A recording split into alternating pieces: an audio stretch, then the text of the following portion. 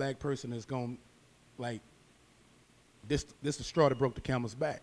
I mean, I saw that, I said that. Because a lot of times, it's always justified. You know what I'm saying? Like, you didn't see what you saw. Eric Garner. You don't know what happened before and after. And I was enraged, and I was pissed. I was TTG. I was trained to go. I was ready to go, like, on site. This is that point. It's that time. And that's what I, as a radio personality, as a young black brother growing up, that remember a lot of things that I went through in school, not just with the police officers, but with whites in general.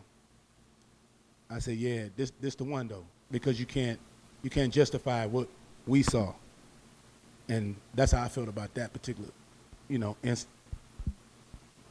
See, me myself, I can't take myself to. I can't watch those videos. You know what I'm saying? Like, it's too many, and then I understand that, like, when you experience a traumatic situation and you repetitively experience this trauma, you can yourself gain PTSD. You understand me? So, and it's a very traumatic to see somebody lose their life and they helpless. You know what I'm saying? Then you see yourself in that position. You be like, well, what I would have done? And then you realize you can't do nothing. So it's like, it's just too much for my mind to try to watch that. And I was really done with, way back with, I ain't even want to watch Ahmaud's death when he got killed, right before George Floyd. Like, that was too much for me. But even before that, I haven't watched the video since Botham John, 2018. So I can't, I'm not finna put myself through that trauma. I don't need to watch that to know what's going on. Same thing. Watching the video, I can't see the whole thing. It's like Barry said, did you see the whole 8 minutes? I didn't want to see the whole 8 minutes. That's something no one wants to see. And it's real. It's very real. And when I saw a minute, 2 minutes, even 3 minutes going into it, I didn't want to see it no more, because it could happen to any of us at any time, and it does happen. It still happens. And I'm glad everyone's stepping up to say, stop. We need to change, because it's still going on. And that right there, that's 2020 right there. It's not last year. It's still going on 2020. I had to just turn it off. It hit. It can happen to any of us. Now, what we haven't seen before, or at least what I haven't seen, is the outrage. It's never been this loud. It's never been this dangerous. It's never been so angry, and nobody knows what to do with it. Nobody, they don't understand it. It's like, we have the looting, we have the riots. It's become total anarchy. And some people say this is what we needed. Some people say we're going about it the wrong way. Everybody has an opinion. How do y'all feel about it? I see the protests. I respect that 100%. I'm glad people are protesting. I'm not with the rioting. I'm not with the looting, especially all the business they destroyed in downtown. I live in downtown. I live right behind Guns N' Roses. So I've seen that happen, and it's just, that upsets me. But I understand it's a cry. It's a cry like, I want your attention. I'm going to destroy everything that I see so we can get your attention. That's what I understand. And like I said, sometimes we all do stuff that we regret. But when you get angry, you can't tell nobody nothing. Especially a black woman. I know better. So, I think Black America has PTSD. We have Black America, but especially Black America, we have PTSD, and we don't know how to deal with it. We're not in counseling. It was on coronavirus quarantine. We are upset. We're scared. Some of us didn't know where our next dollar's coming from. We're sitting at home and we're watching this. Because I am who I am and God has put me on this journey that I am on currently, I'm not that quick to judge. Plenty of times I done broke a glass. I done tore down my own house before. Look, my man said, ain't that right? I heard him in the background. But I'm not going to judge, because I know we're coming from a place of hurt. We're coming from a place of tiredness. We're coming from a place of we can't take it anymore, and we're lashing out. And do I agree with looting? Of course not. I patch the walls. I paint the walls. And I allow myself to be human. And I allow myself to forgive myself and say, okay, what do I do next? So I feel like we should forgive and allow ourselves to lean into these looters. Not all of them, because some of them are running around here, ain't got nothing to do with Black lives, and are just doing this for the sole purpose of stealing and taking advantage, because that always happens in a pandemic and an epidemic. There is always somebody that is there for evil purposes, that is not going with the grain of what the whole purpose is for. But my take on it is just that I feel like finally we're being listened to. I try to look a little deeper. There's a bigger picture. Me and Brother Shawt was here talking. I said, it's funny that the people that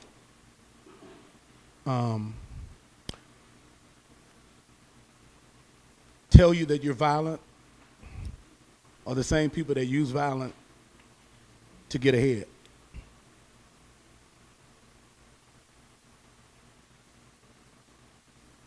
You demonize certain actions. Certain people are opportunists. Opportunity. A young lady told me, said, it wasn't black people that was doing all of they were opportunists though. And I'm not gonna sit here and say black people didn't partake. This whole system has, I was just telling him, I said, it has a cheat code. And whites have had the cheat code for a long time. So by the time we crack the cheat code, they highlight the fact that we cracked the cheat code. And then for my officer brother, I fear for his situation because he's in the gray area of trying to join the same system that has been formed to keep a certain group of people in a certain hole. But he joined the force to change that. We always talk about the drug dealer. I'm gonna paint the picture real quick, or attempt to. When I see a brother get introduced to the drug game, he come in and he handling little bitty stuff. But at that point he the most dangerous, because he don't have no mind. He with whatever. He yeah with the yeah. But as he grow and he start to make money, his mentality change. And then as he start to handle more drugs and more weight, then he's not the same person with the rah-rah that he used to be. So what that told me, as my black brother, all he needed is an opportunity to better himself. So I no longer look at the drug dealer like I used to look at the drug dealer, because I was told to look at the drug dealer like that. What's the difference between CVS and Ray Ray? The CVS gave your grandmother the wrong medicine and she died. Ray Ray selling dope to his own community and they dying. Who's to say who's right or wrong? It's actually big pharmaceutical companies. Like I was telling you earlier, the biggest drug abuser right now is opiates. Opiates are the biggest drug abuser, and that's not us. But one of the things that we haven't addressed, like she was saying, is PTSD in this country, period. This country has abused us for a long time, so we don't even know some of the things that we're dealing with. And one of the things that I always tell people, a drug addict is not a criminal. Drug addict is somebody that's trying to self-medicate from something that they're dealing with. And it's been taboo in our community to treat mental illness. And mental illness is a big problem that needs to be addressed. that's one of the things I feel like we need to be bringing to the forefront as people as well, protesting. Like, we need treatment. Police officers need treatment. Look, police officers definitely. First and foremost, I feel like first and foremost. Some police officers do need treatment, but we definitely need us in the position of police officers. Police presence is not just for citizens. Police presence is for, if I was there, that wouldn't have happened. I guarantee it wouldn't have happened. Why did it happen, though? Why? What do you think was going through the minds of those 3 other police officers that they allowed that one cop to apply the pressure on the neck? Well, 2 of them were on the street for 4 days. They were in training. They were following orders. One of them actually said, I don't think we should be doing this. And he said, no, stay right there. And they got and if you understand, it's paramilitary how the police department works. They have to follow orders or they can lose their jobs. I didn't know that at the time, and I was one of the ones saying, get all 4 of them. I mean, you can go to my Facebook page, Larry Banks Jr. I put out a video saying all 4 of them. So as of now, you don't think all 4 should go? I'm on the fence with the 2 that were on training. But do you feel like just because you're on training doesn't mean you're mentally incapable of seeing a man die in front of your eyes? Well, what I'm saying is, because I think we need to untrain police officers. I think they need to be untrained. I think it's a question of you're asking the question of do they want their job more and their paycheck more, or do they care about this human's life more? You know what I'm saying? I believe that I can't speak for them, but being a rookie and not knowing what he's doing up there to the major organ, like they were in the back, and they don't know what he's doing up there. They don't know if the dude is trying to bite him or what. I mean, I would have been thinking like, why is he doing this? But me, the way I am, every officer wasn't raised in the hood. Right. I would have snatched them off of him like, man, we ain't doing this. All right, cool. All right. So but I've done it. I appreciate that. Now, I am wondering, I'm curious as to how many, David, whatever his name was, or Derek Chauvin. Yeah, so how many other police officers he trained like that and haven't said anything? Or how many DP? Can I curse? Yes. That's what makes him a piece of shit. Yeah. Really, that's what really makes him a piece of shit. Because he was training people to do that shit. And that's one of the problems that we're having, is that you get motherfuckers that are perpetuating that type of behavior. And that makes me fucking angry, because I come on this goddamn police department to change the shit, and then somebody like that comes along and takes us all these years back. Well, you know, we have to take in consideration that since the police institution has been an institution, they've always had police brutality or police terrorism against black people. Even when it was the overseers and the slave catchers, at that time, it was the same institution. And now we're in the future. We're over 200, almost 200 years later. We're like 100 and something years later. Right. We're still in this position. But we see that the police are supposed to protect commercial property and those who have, you know, who fit a certain description. And that's why I feel that the boots on the ground, citizens, patrolmen, not chiefs and politicians up higher than a chief, that's for a lack of word, higher than a chief. Boots on the ground, maybe, just in case somebody wanted to. Before y'all, because this is, I feel it getting real. Okay. We have to take a quick break. All right. Everybody, we just have to regroup. We're coming right back, so we're just finna shift a little bit, and y'all hold tight. After this quick break, we have some new guests on the panel. Everybody pretty much knows who they are, but I would like them to introduce themselves, coming from the right to the left, all the new people who have joined the panel. Hello, I'm Bishop Omar, Urban Specialist in Kingdom War and Restoration Church, Legacy Church. Are we passing the mic? Yeah. Okay. Hello, my name is Princess Pope. I am the owner of Guns N' Roses Boutique and entrepreneur community leader. Peace. My name is Brother Ben X, student of the Honorable Minister Louis Farrakhan, and entrepreneur who teaches people how to make money online through digital real estate. How y'all doing? My name is Nikko London, entrepreneur. Some of y'all might know me from Love and Hip Hop, entrepreneur, fitness enthusiast, and a philanthropist.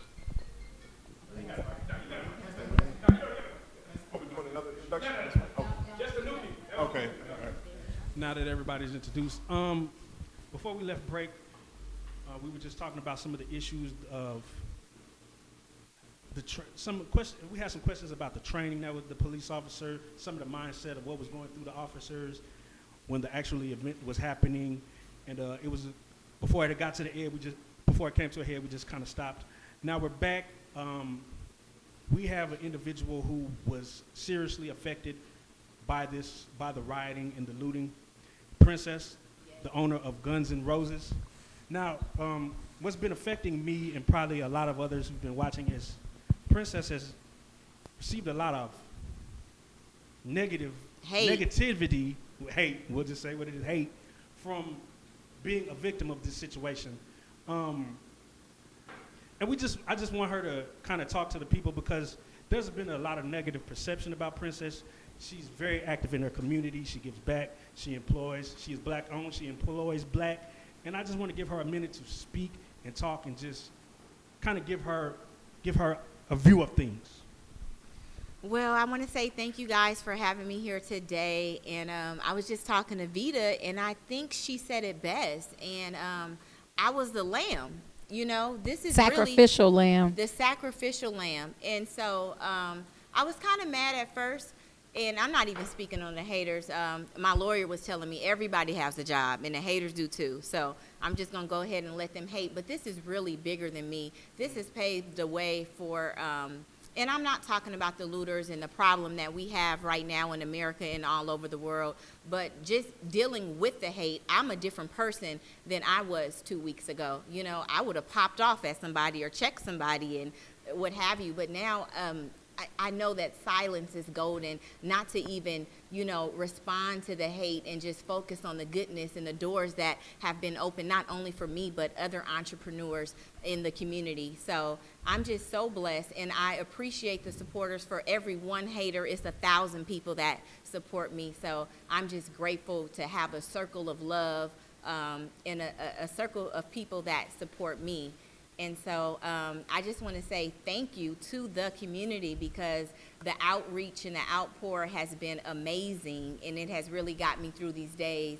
And so God is just showing me and teaching me how to help other people. And so the help that I've got has paved the way again for other entrepreneurs. I'm working on some things that's so big right now. I can't really talk about it. I don't want to speak on it until we put it in stone. But like I said, this is really bigger than me. So I'm just going to take my position, stand strong, and wear it well. Amen, amen. Now, the next voice you hear is that of Brother Bishop Omar. He is very active in the community, does a lot of things with the youth, the OG, university, urban specialist, so many things that we can't name all here right now. But he's going to be moderating and talking, and hopefully we're going to get some questions answered and a little resolution in all this. You know, first, it is great to be here, and God is still good, even though we're going through a situation like this. And this panel is a very diverse panel, and I thank these brothers for putting this on, because there are times when you got to go inside yourself and not just be affected by what's going outside. The external triggers are one thing, but the internal motivation is what we want to figure out. What's causing you to move, how you move, and how you're doing it. And so, you know, and I just heard your story, and I know about your story. And I know some of these who are on the panel, I've seen what you're doing. So this is my first thought that I think we should come, you know, let this panel kind of really feed on this is, with so many people believing in civil unrest, you know, believing that there is this time for civil unrest, has it become too toxic so we can't distinguish between who is just being civil and who just want to have unrest? Can we see the difference, or has the water got too muddy? So just from y'all's perspective, where are we in this? No, this is not too toxic, and it's not too big, because the same civil unrest that they're seeing from us is the same that we have seen from the police force. So we are able to distinguish good police officers from bad police officers, just as well as they are able to distinguish protesters, nonviolent protesters, right, and people with a different agenda, like the ones that came to loot Princess's boutique. You know, that we all there. I think we should. You know, children are smart. Sometimes adults seem to be less smart than children. I will use that phrase, less smart than children. And we don't like to call things out. Yeah. But the civil unrest was needed, I feel like. And, you know, we were just speaking earlier, this officer right here was actually at Princess's boutique the night of the looting and tried to stop it. So all officers aren't bad. Yeah, I was trying to explain the best I could. I was like, a black lady owns this boutique. Like, she gets a lot of compliments. Officers say, it's a fine chick that owns this boutique right here, you know? So, I mean, but you know, it was one of those things where it was crazy. But I'm gonna say this, no one has mentioned this. One of the things that we found out from the FBI, actually, there was a lot of white supremacist plants that was causing a lot of this civil unrest. This is something you guys can Google. Like, there were white supremacists that were caught with gasoline, Molotov cocktails, ready to go to work and wanting us to run into those situations so we can be blamed for it, whatever agenda that they have. Wow. So we have to be very careful of that. And I say to a lot of people all the time, it's very important for us to be on this side of the tracks as well. We gotta have, I'm not trying to pat myself on the back. We got a lot of work to do as police officers, we really do. But it is hard, I'm telling you, it is hard to be fighting from the front and the back. And some people don't even know my story. I was telling someone today, because I had another interview earlier, when I was 11 years old in Bolingbrook, Illinois, I was walking to the store for my mother. I was going past, you know those old newspaper boxes that you put the coins in to get the paper out? Yes, sir. Some kids had smashed berries all over that box. All over that box, and this white police officer pulled up when I was just walking past. And he gets out his car real fast, he says, clean that up. I said, I didn't do that. And he had some nunchucks. I don't know why he had nunchucks. He had nunchucks. And he says, oh, and I say, why are you grabbing those nunchucks? I'm 11 years old. He says, to bust your fucking head. Wow. Now, God was with me because I was like, man, clean up shit. And I remember just walking away, and he didn't do nothing to me, but I went and told my mother, and she rushed me to the police station and complained. But how many times has that happened to a child by a white police officer, and that police officer changed that child's perspective about police officers for the rest of their life? Yeah. Yeah, go ahead. That was powerful, though. Go ahead, brother. I was thinking that my sentiment is that, you know, like we don't have an alternative to express and to vent and channel our frustration. There was no institution. No.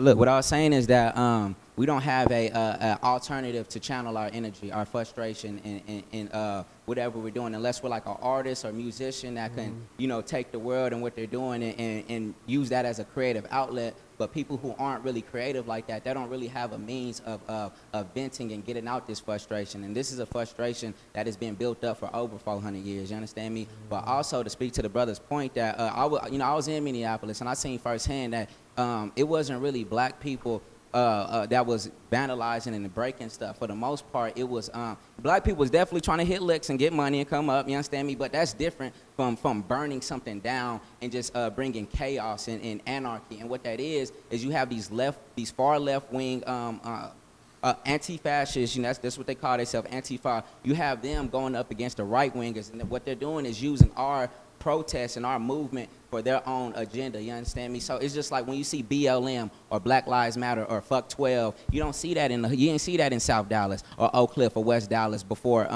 this situation. So you know that's not black people or us going down there and saying, spray painting all this crap down there and burning stuff down. And I seen the pictures from Minneapolis to Las Vegas to Austin. It's the same spray paint. So this is an organized effort. That's not really us. They're using our struggle. Let me say something. I got you. I promise I got you, and I got Brother Ben. I just want to make sure everybody reset. Now, listen, we just asked a question about the civil unrest, and these are very, very provocative answers. I hope that those who are listening, it's in depth. This is from the front line. Veda been on the front line. I know George. You know, it's been some gang stuff that if he hadn't came in PG back in the day, I'm saying I've been doing gang stuff a long time. He was the one that helped us stop a lot of this. So you're not getting people who kind of figuring it out. Our sister was affected. So these are very in-depth analysis that you can't get just from, from someone theorizing. I saw you online saying, wasn't you the one telling people if you ain't giving $100, bet you? I came up on $200. I said, well, we gonna get out. Well, I like that. I need to bring you to the church. Help me out. But anyway, my brother, go ahead, then brother Ben, we come to So you. first, I want to say, yo, this is the great thing y'all doing right now. Keep this going. But I want to speak to the question, right? So the question, toxic. So I don't think it's toxic. I'm on your page. I don't think it's toxic. I think what's going on right now, we're seeing a younger demographic that's not afraid. So the tides has turned. So, my mom, my grandmother, these are older people that, of course, we came up under slavery and we came up under fear. So I think this younger generation that you're seeing now that's acting out, they don't have any fear. They're not bounded or in the conditions of what our ancestors was. So they're coming at it with a different approach in terms of they're coming at it with leadership, with ownership, with they just wanted solution. So the thing to me is all about the solution. So I think it's necessary what's happening right now with the younger generation and with the protesting. Protesting is needed to show our power, to show our strength. Although we've been doing it for years. We've been doing this for years. But this is the time where it makes the most sense. So you ever heard that saying, it's not a sprint, it's a marathon. Right. Okay, so we're at the marathon. So we're about to win the marathon. So I think right now, everything that's going, everybody's upset. And we all see it. We don't have to talk on that 1,000 times. I think what needs to happen is the toxicness, yes, it is toxic, right? But in a sense, it's necessary. Right. So this is going to be a change for all of us. All of us need to take this opportunity now, figure out solutions amongst each other, amongst our groups, families, whoever your team is, your leadership is. Find a solution. This is what it's about for me, basically, to find a solution. So we understand the problem. We understand everybody now, the whole world. I mean, Hollywood Boulevard, y'all seen the pictures. Everybody's seen it. So I think right now we're in a situation where we need to understand, yes, this is going to happen. And yes, your store getting vandalized, I'm sorry to hear that. But of course, we all know everybody get insurance, so not to say that it makes it sense. Yeah, not to say it makes sense to vandalize, but we do got to understand a lot of these stores got businesses, and a lot of businesses want to get burned down so they can use insurance money to rebuild something better. So let's not lose the focus on, of course certain stores shouldn't be, but those are young kids that don't understand. They don't really have a mindset. They're 13, 14, 15 years old. Right. But for the most part of it, the bigger picture is, yes, this is a time where we're all in a situation where it's a new beginning for everybody. So if you super rich, then you're not affected, right? But if you got a couple $100,000 sitting around $1 million, you're in the same boat as the person who got $100 in the bank. You can start all over. So this is new beginnings for everybody. So that's my take on the situation. I side with you, and I think it's necessary.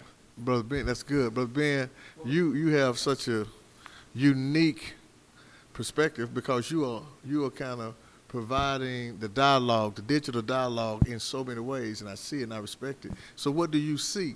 When you're looking at what you see, can you see lines like our brother who just said there are people who are infiltrating the movement?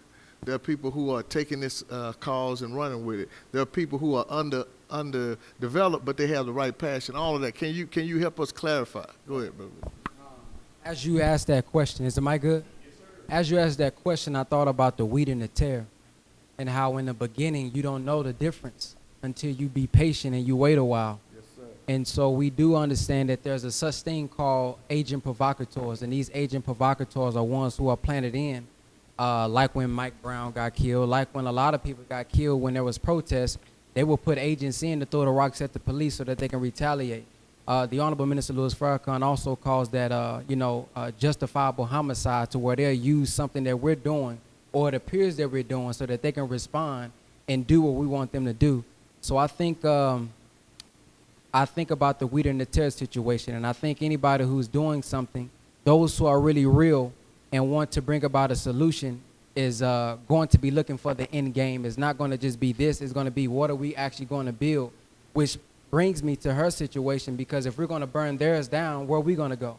If we're going to burn down their clothing store, where are we going to go? If we're going to burn down their schools, where are we going to go? And so if we are destroying our own in the midst of that, it makes me question, what is your motive? Because the motive can't just be to be emotional. We got to rise above those emotions, because after I come home from the protest, my children are going to need a school to go to. After I come home from the protest, my children are going to need somewhere to eat. So I think the way that we look at this situation is understand that there are not only white people planted in, but have been black agents planted in as well who are sellouts. We know that from the past. History is best qualifies for our research.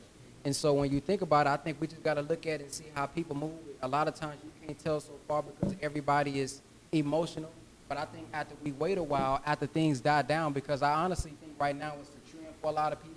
I'd rather this be a trend than selling drugs anyway, so I ain't worried about it. But at the same time, 2 weeks from now, who's still going to be fighting for black liberation? 3 weeks, 4 weeks from now, after they have got charged and we understand that there are more injustices going on in the community, who's still going to be out there fighting in the front lines, whether if it's in the front of a protest or in the front of spiritually, mentally, helping us do something for ourselves? And I think in about a week, or not a week, but a couple months, we'll see who's really out there for the right reason. I love that. Look, we're going to do a reset. Brother George, you know I got to come to you. But listen, this young brother said wheat and tare. Please understand what that means. In the scripture, wheat and tare, the scripture says, let it grow together, and I'll do the separation. So he's saying this is going to take some time. We may not have a distinguishing mark. They probably look the same, but allow just them to keep growing, and then let their fruit speak for them. Let their true nature come out, not just their actions in emotional time. But you are a Hispanic business owner in the hood. You understand this. You understand how this goes from emotions to police to hood to trying to keep it real. How do we, Brother George, seriously, because this is a very unique moment, man. And I've been, as a business owner, as a person who is a father, but also at my core, I'm a black man, no doubt about it. And I believe like that. And we'll go all the way. But in my mind, I'm saying there has to be some type of standard that we impose, but then we have to have the emotions to understand that as we imposing, we know that we normally are not even talking to the customer. We're talking to the environment that the customer is bringing in. How do you navigate these waters, man, for people who are trying to be trying to be a savior inside of that neighborhood? My opinion is communication. I've been in my neighborhood for years and born and raised, and for me to get outside of Pleasant Grove to do business or to meet other people in the industry in Oak Cliff, it takes time. It takes communication, and I think that's where we're at right now. Everyone hears a scream, so now you got everyone's ear. So it's not a healing process. I'm not talking about that. I'm talking about everyone's communicating. Now there's going to be screamers out there. There's going to be people that are smart, that know how to talk right. Those are the ones that are going to lead. Because right now we have a lot of leaders, but they're not leading. So we need new leaders. And it takes persons like us on this panel to be the new voices. Right. Because we look at the old leaders and they're like, they've been sitting there too long not doing nothing. Because this change hasn't changed. So now we're going to step up. We're going to step up and be the voices of our neighborhoods. Everyone here's got a different neighborhood. That's where it started with me. We're in the music industry because I went from my neighborhood to Houston, Louisiana, Florida, everywhere. I had to go do the communication. I had to do the communication, you know what I'm saying, with everybody. So by the time I finished communicating, it started. You know, it's like me and Baby were talking earlier, you know, how did we get here? With these chucks. We put them on, then we started walking. Right. It's the same thing. This is where we at right now. We need to keep walking. You know, don't stop. You know, it's sad that a few months ago, even a year ago, when other stuff happened in Dallas, and even outside of Dallas, there was talks, but then it stopped. Right now, it has not stopped. And I don't think it's going to stop. I think it's going to go on for at least another month or 2 months, and that's great. Yes. Like I said, it needs to continue to start. We just need to continue to keep walking so we can all learn and work with each other. Listen, I want to make sure you understand. We good? I want to make sure you understand, Brother George. As I said, if he was not here, I'd tell you the truth. I've had gang conflicts, and we gonna solve them at his store. That's where everybody gonna meet, at his store, to kind of figure this out, because it was kind of a neutral ground, and that's real.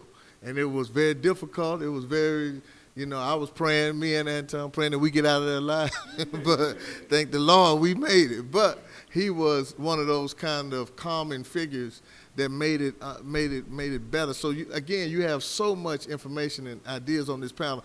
And I saw you, Veda, and I want to go back to you, and then my brother. I want to talk to you about some policing issues. But Veda, being a voice in the community, Can I say something about your testimony, because I don't want to offend you, about what you've been through? Oh, go right ahead. That's okay. That's supposed to be spoken on. Okay, I didn't want to be offensive, but the reason Corey has always talked to me about you is because what she's been through. I don't know if people really understand. She was like, Pastor, I was in addiction, I was in gangs, I was that, but I had a gift, and so my gift was dying with my package, because my package was not healed. So, Veda, when you so I think you got a different perspective, because you can see somebody who can be acting a fool and still have love and empathy, and care, and know that because of what you do doesn't mean that's who you are. Right. So how do you express that in this moment? Because it's some, like he said, agent provocateurs that's in there, but I'm saying there's some people right now that's showing out mentally, because they have given up on the thought that this is going to get better. So they saying, I'm turning it all the way up, hell with it, I'm out. So what can you say to them, because they're listening at you? You've been a voice, you've been through it. How do you get through those nights when it don't seem like it's going to be a day coming? First of all, I would say don't ignore your feelings. You have to speak about your feelings. You have to own your feelings. You can't hide anything and then think you're healed from something. We all, like we said earlier, this whole nation, especially Black America, has PTSD right. We're tired of watching us being killed.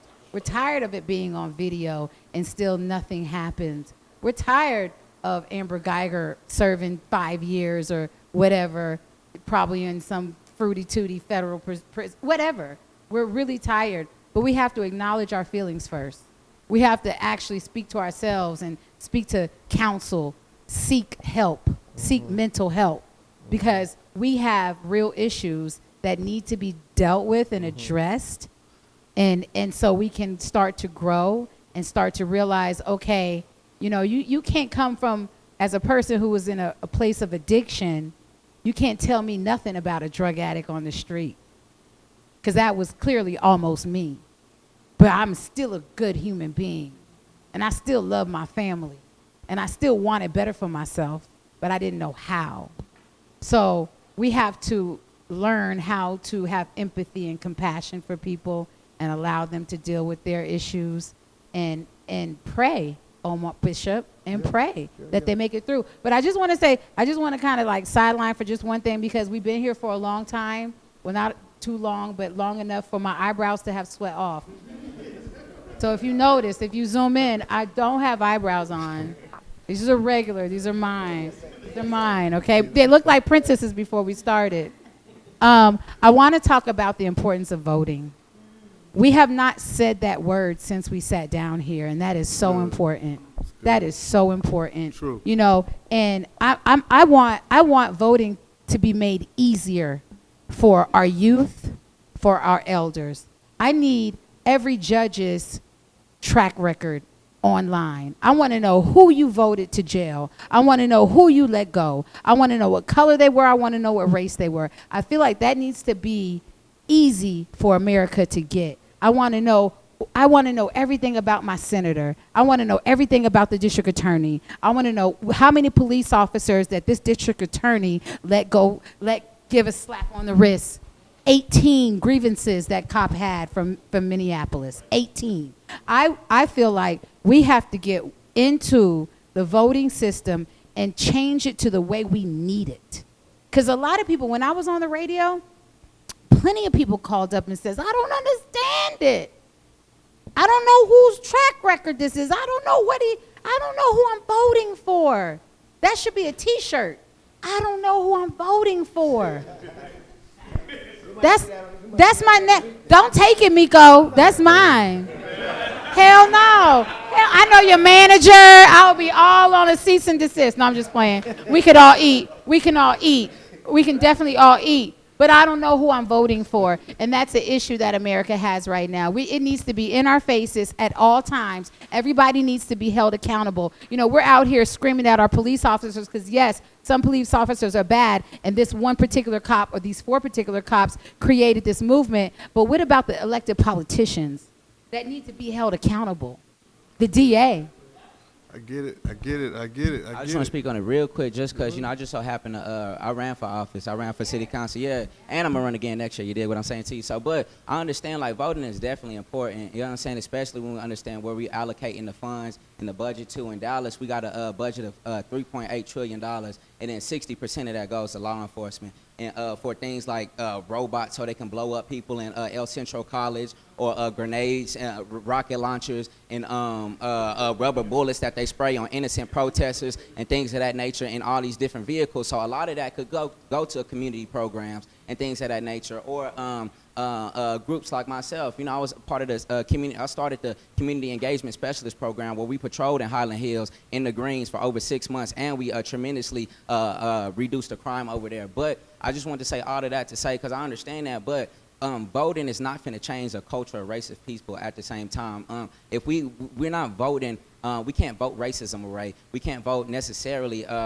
institution or a person's culture and how they were raised. And I think that's a very big, integral piece of what we're talking about. We're talking about a person and their culture in a society that these people are members of. You know what I'm saying? You don't think we can vote a racist DA out of office? We can vote a racist judge out of his seat? Because I believe we can. My point was to we can't vote David Chauvin out. We can't vote a Amber Geiger out. We can't vote a Chief Renee Hall who needs to go. And I just filed a complaint on her this morning. My second complaint for her behavior at the Margaret Hunt Hill Bridge on 5:30 when she tried to put charges on over 600 people on a bridge for peacefully protesting. And I know she knew where they were going. But anyways, yeah, we can do that. We can vote for DAs and judges and things like that in city council. And like I said, move the money around to do stuff, but at the same time, we cannot vote out somebody's heart. You know what I'm saying? Somebody's spirit, somebody's energy, and their culture. That was my. Yeah, let me say. I see. Yeah. Let me say something on this because I do agree, that voting is so important, and the culture of voting has to be. I like what you said. It has to be changed to where it fits the need of those who are trying to vote, as opposed to just being a structure that we have to kind of look at as this oligarch institute. But I hear you. I hear what you're saying. But I'm going to come back to this. I'm trying to get everyone in because I know we got all the time in the world. And I wanted her to speak on what was that kind of idea of her insurance and blah, blah, blah, and how you make it. But let me just come here to the brother who's a police officer. This is what people say, and this is what they say to me when I act like I'm tired of, They say, brother, 95% of y'all that's killing each other look like y'all. Y'all killing each other. It goes into this other deal. And it's very rare. Like I did this whole study. It's very rare that a police officer kills an unarmed person, and if they do, blah, blah. So they really get into the granular details. So when you hear the passion, are you, in your mind, are you saying, we got to have the same intensity across the board, the same moral consistency, because there is a devaluing of us across the board. It's more heightened when it comes down to police interaction. Now but say what you want to say, and let me say this here: don't get fired on this show now. Don't be showing out there. Don't get fired because we can't hire you to do no security. So all right, go ahead. So, what's your question? I said, so when you see that and people bring that up. Y'all so mad about the police, but why don't y'all do something about y'all killing each other? 90% of, when you hear that, does that do, and even in your group, is your group saying that to you? We want to bring that up. It's something that is brought up often, but it seems to have a political agenda when it's brought up. I'm one of those people where I'm at the point where give me action. I'm like her. I don't know who I'm voting for because I want action. I believe that that if you support your community, if you're patrolling a community, we're gonna go back to boots on the ground. If you're patrolling a community, you have to care about that community just like you care about your favorite NFL team. I wrote an article back in 2017 supporting Colin Kaepernick as a black police officer. I was saying that you are getting your main product from these communities, but you don't want to support them. That doesn't make sense. Me talking to whoever didn't support Colin Kaepernick's protest. The fact that I know that some officers police a whole lot more aggressively in black communities than they do white communities is a problem for me. But it's only so many of us, and it's very few of us that will speak out like I do. I was ordained to do this. I know I was, because I did not want to be a cop. So with that being said, I'm recognizing that it's not just that we need black police officers, we need police officers with a diverse mindset to apply for the position. And you have to be very, very careful about what we're hearing right now, like this defunding of the police, that would hurt black communities. You gotta think about what they're saying. University Park has their own police department. Highland Park has their own police department. If you defund the police, you're gonna lose a lot of officers, and the majority of our calls come from the black community, from people with fixed incomes. And we're going over there trying to help. But back to what Veda was saying, when I was saying that boots on the ground, I'm talking about citizens like you and I. We interact with one another. I already heard about you. People have been trying to hook us up for a long time. Yeah, I know. We live in the same building. Yeah. I believe that policemen that want to have these discussions and citizens that want to have these uncomfortable discussions to come to comfortable solutions need to have an organization where we sit down and talk. We can't let people that are not even interacting with us make the rules and the laws and the regulations. Me personally, I think legalizing weed would be a good thing, but you need to allow those communities that you affect the most by arresting people for the weed, ripping black families apart, Right. to have the opportunity to make income off of that legalization of it. Don't let big businesses take it over.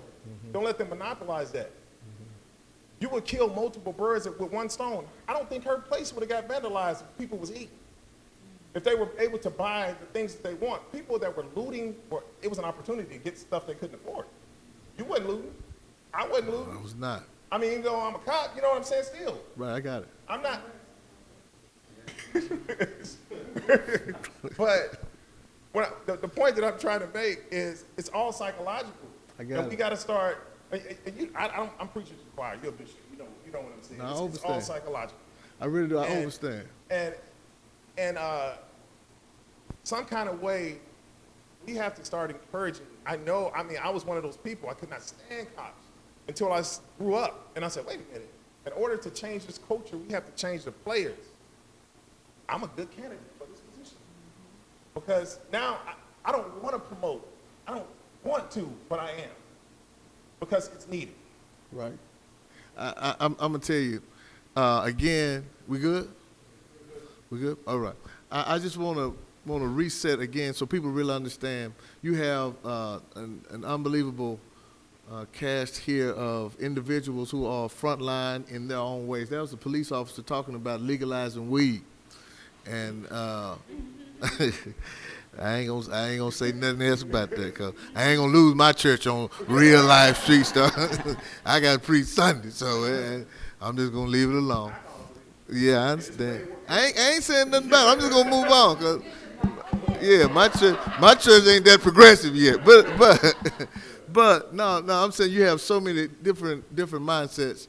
I want to just give you another chance to jump in on this about. Because my brother asked us about the looting, and I don't want to get back too far deep in it, but as a business owner that was affected, I want you to, I know you're not going to talk about those who are hating all that, but really let's hear how that has affected you, what you want to say to those who may not understand, and then I want to give each one of you a chance to just say something that is probably where you stand right now. And then if it's okay, can I tell them about the 24th that we're doing. I want to tell everyone about the 24th. So I'll do that after, but I want to give you a chance to say that because I saw you want to say something about it. Well, I've been hearing this word insurance so much, but that doesn't mean, you want to get your house broken into, you want to get your car broken into. I'm at work more than I am at home. So we've been at that location for 8 years. So when you see your blood, your sweat, your tears, things that insurance can't replace, you kind of get tired of hearing that word, oh, well, she got insurance. Well, let them break into your house then, and then you call your insurance company. We all have insurance. I hope so, but that doesn't give it anyone a right to break into your home. Guns N' Roses is my baby. So, but again, it's really bigger than me. But when we talk about the word insurance, I'm so tired of hearing it because insurance don't cover everything. I have a team of people that I have to pay. We just got out of COVID. We've been closed since March 17th. And we're going to be closed for probably 2 to 3 more months. So, no, insurance doesn't cover that. They don't cover the previous 3 months that we've already been closed. But again, I was the sheep, and I am fortunate that God used me to pave the way for others. So I can't forget about the end goal. Things are going to happen, but it's how you deal with those situations. And I'm just glad that he blessed me to come back stronger than ever, and things are still happening, and I'm truly blessed and covered with insurance. Go ahead, man. What you want to share? What you want to share, sir?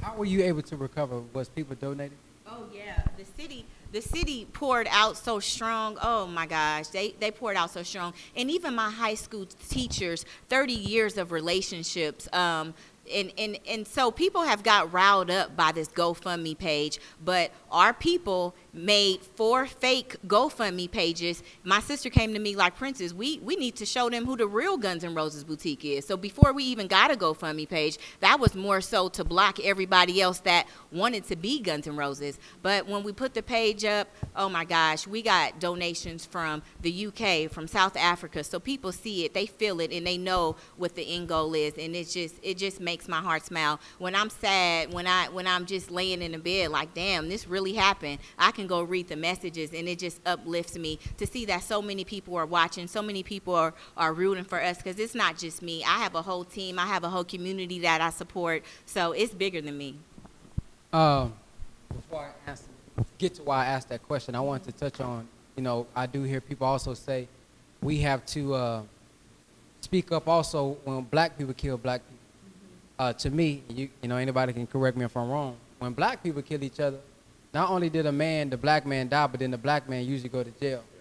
But the difference is when a white person kill him, the black man is dead and the white person gets paid leave. So a lot of time that is the difference. So a lot of time it's no need for no protest and all this rioting, because you already know the black dude gonna get caught and he's going to jail. But the reason I ask this is because my teacher said that our unity is more powerful than an atomic bomb. And it takes me back in the beginning when we talk about him not saying anything to get him fired, even though, he said he wouldn't get fired. But I think we need to get to a point in a community where he knows I can speak up as much as I want to, because if I do get fired, my community got my back. And I think that's why I asked that question right here. She's not worried about it because, she's worried about it, that's her baby, but at the same time, the community was able to come together and say, we got you. And I think that's where we have to start with our unity. So with our unity, no matter what they do here, no matter how they come here, if as a community, we outnumber them really 11-1 if we stop dividing ourselves by name and understand that we are the original people. If we come together from UK, if we come together from Africa, if we come together with the power of social media, it doesn't matter what happens, we can always recoup. So if we can't go to their school to get proper education, well, we can go to our own school to get proper education. If we got to continue to get kicked out, instead of boycotting them, how about we boycott our own? Because we always say, I'm not going to get my nails done, I'm not going to the Korean store, and that's great, that's good. However, the sister's still going to want her nails done. She's still going to want her feet done. So I think once we realize that we are very powerful people and we stop thinking from an inferiority mindset, like we need them and have to depend on them, no, they need us. They need our dollars. If we're the top consumer, all we got to do is switch our mindset and say, hey, I can be the producer. I think Bebe said earlier, what's the difference between the pharmacist, a big farmer, and the street guy? I don't think really there's no difference. He's just a misguided businessman. This brother can have a team. He got customers. He got people looking after him, and he can still make some money. If we can legitimize him, man, he gonna do way better than what he's doing, because he can be free now.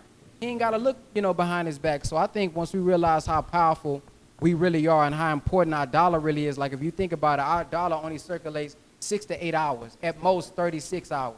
But the Korean and everybody else, they'll circulate 30 days. But what could we do if we can keep that within our community? And I think once we realize that type of thing, it doesn't matter what happened to us physically, mentally, spiritually, we'll be able to pick ourselves up instead of depending on the races to do it. Because I'm not waiting on them to do it. If they do it, cool, but I'd rather us depend on ourselves. Love it.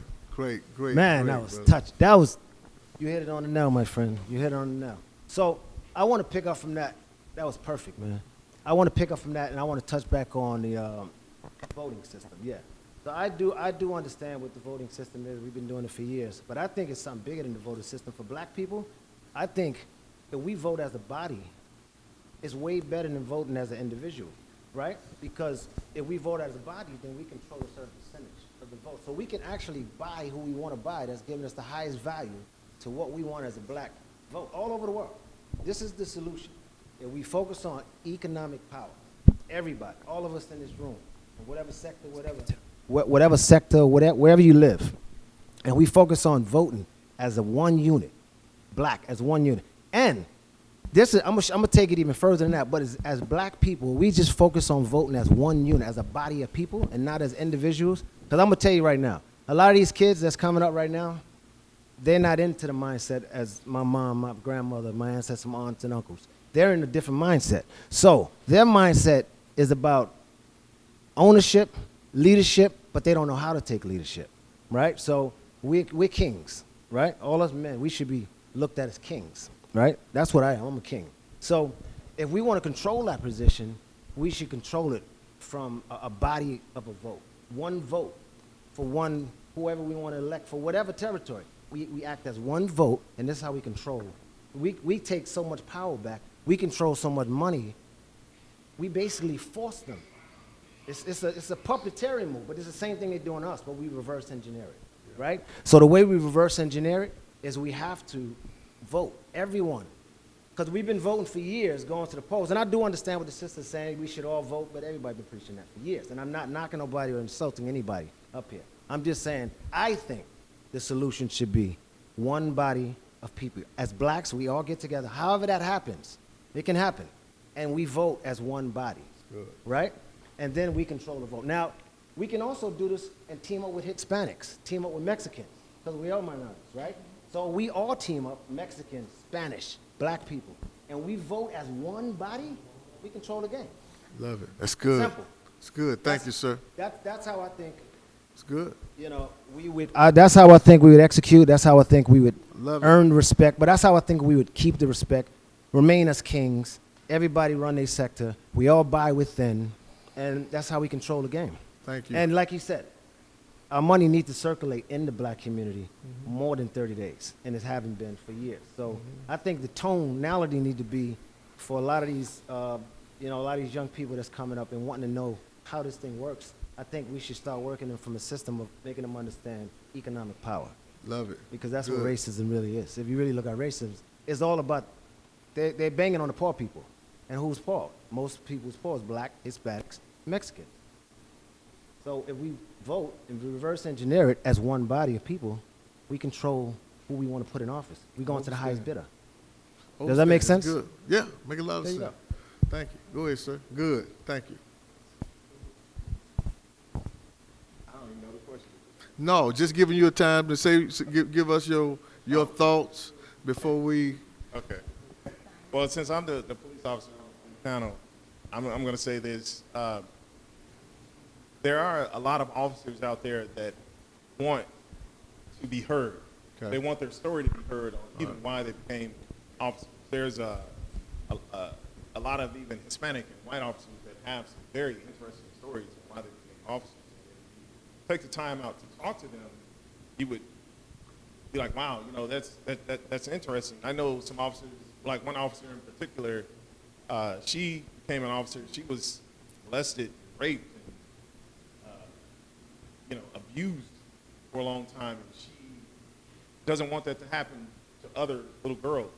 I know an officer, not a brother either, that saw his mother being abused his whole life, and he doesn't want that to happen to other kids. So he became a police officer because of what he experienced growing up. And that's why I was giving you guys the one of the experiences that I had with police officers growing up and saying that we are needed on the inside as well. And it's a very hard place to be. I saw one of the, you guys might have seen this video.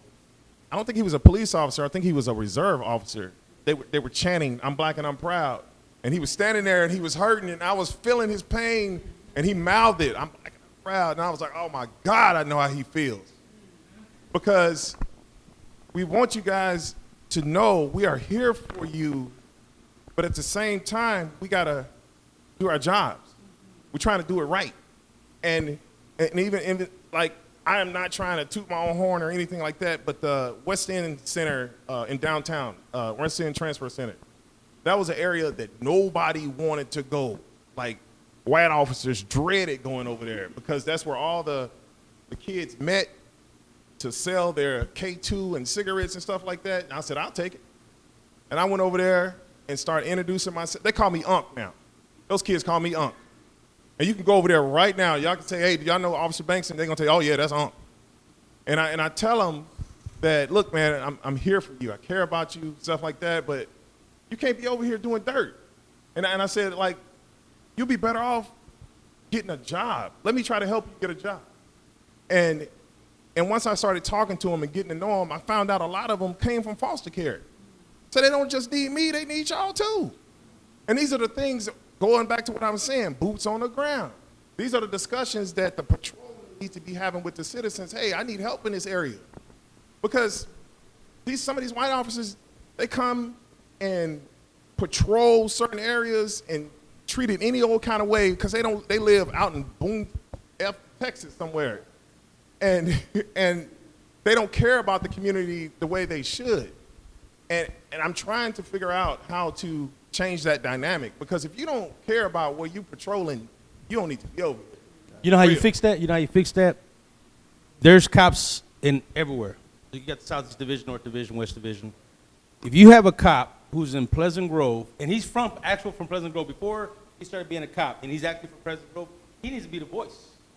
He needs to be, that's how it starts. That's the solution. That's the solution. And same thing with West Dallas, Oak Cliff, wherever you from, and if you patrol, or even if you don't patrol, you should be asking your commander, can I patrol Highland Hills? Because that's my neighborhood. That's how it starts. But ain't none of these cops doing that.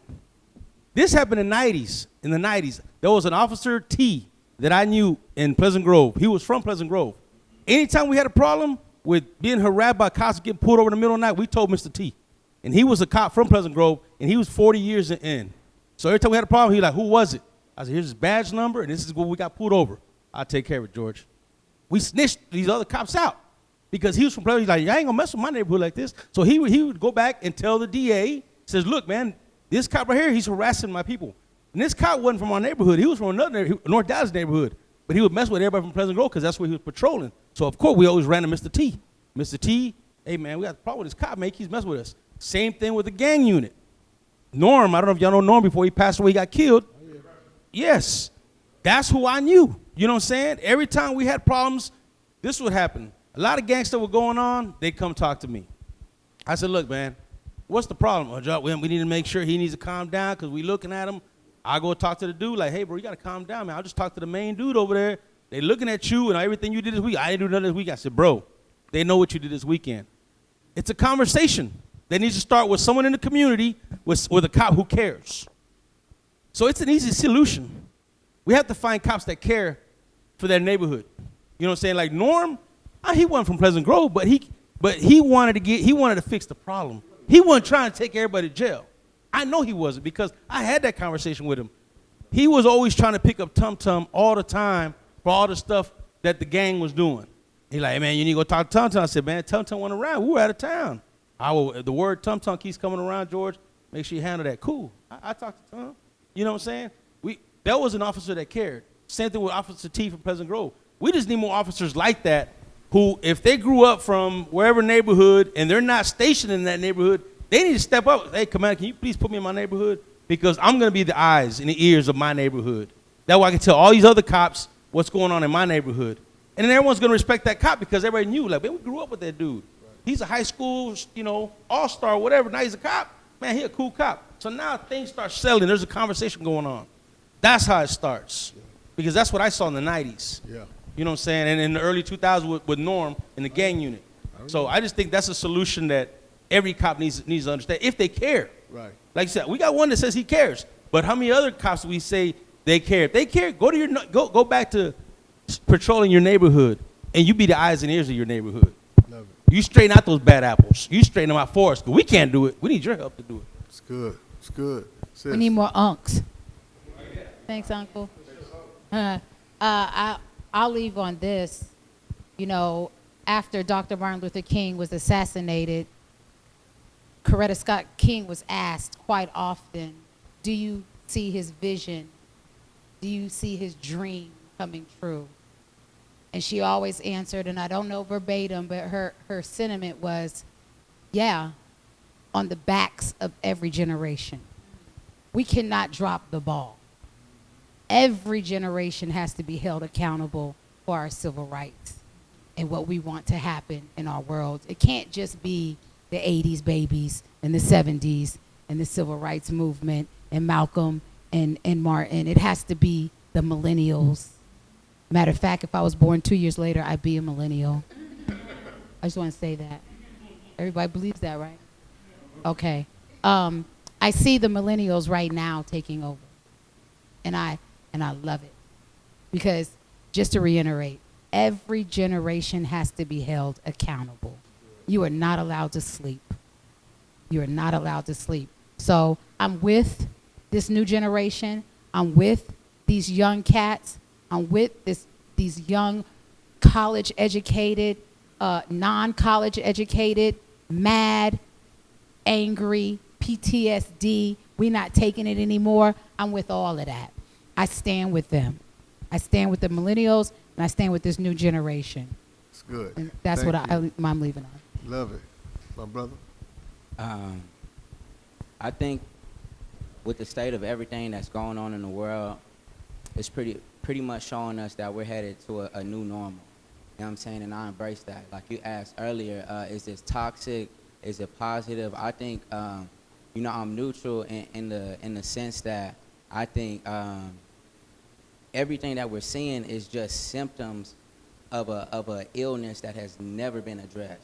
It has never been addressed. So what we're seeing now is you're just seeing symptoms and side effects of if you had treated people equally, or if you didn't create a whole system or society off of slavery and stealing and looting and rioting and raping and pillaging, because that's what this country was founded upon. You understand me? So I feel like America has never, ever really addressed that. You know what I'm saying? They've never, ever addressed that. They've never tried to atone for it. They refuse to give us reparations if people feel like we need that. But I'm just saying, whatever, they have yet to refuse. They continue to refuse to try to say, hey, my bad, bro. You know what I'm saying? My bad. You know what I'm saying? I did that to y'all. I know we got a 400-year head start, but this is what we're going to do for you. They haven't done that. You know what I'm saying? So now what we're seeing is we're also seeing a lot of civil unrest, but a lot of that is forcing these companies to at least give some kind of contribution, even though they know this stuff was going on way back then from Bank of America claiming they're going to pledge $1 billion. Somebody else is going to pledge $100 million. But it's like, bro, like y'all known this been going on. You know what I'm saying? I'm sure your great-grandfathers or your grandfather or your fathers or some of those same racist people, and you come from that lineage. So you didn't have to get you got a head start. You had a silver spoon in your mouth. And then for you to tell me in 2020, you finally ready to give $1 billion, that's not enough for me, bro. You know what I'm saying? That's not enough Target. That's not enough Walmart. You know what I'm saying? All of these companies, they see what's going on. But at the same time, it's I'm with Brother Ben X. I'm what we need to do for ourselves. I'm not with asking them for doing anything for us. But I see that this new normal is forcing us to come together and have conversations like this. Because 2, 3, 4, 5 years ago, we wasn't going to have this kind of discussion. together. And these different radio personalities, people of influence, business leaders, a Christian brother here, a Muslim brother here, celebrities, and things like this. This conversation wouldn't end. With an activist. This conversation wouldn't have happened just last year or a few years ago. So we're heading in a new direction. But what I think black people need to take from this is we need to become more independent, self-sufficient, because we see that we not burning down the Minneapolis precinct, the police building, or the Amazon in LA, because we know we work there in these Amazon warehouses. As soon as they put a job in our community, it's likely labor, hard manual labor like Amazon or warehouse. So we didn't burn that down in LA. So we know that if they're going to keep doing this and furthering their agenda, then we need to further ours too, and not let people assert ours. You know what I'm saying? So that's what I say. That's good, man. Those remarks were wonderful. We're going to take a break here and allow them to regroup and then have any audience questions. But let me say something as we close out on this segment.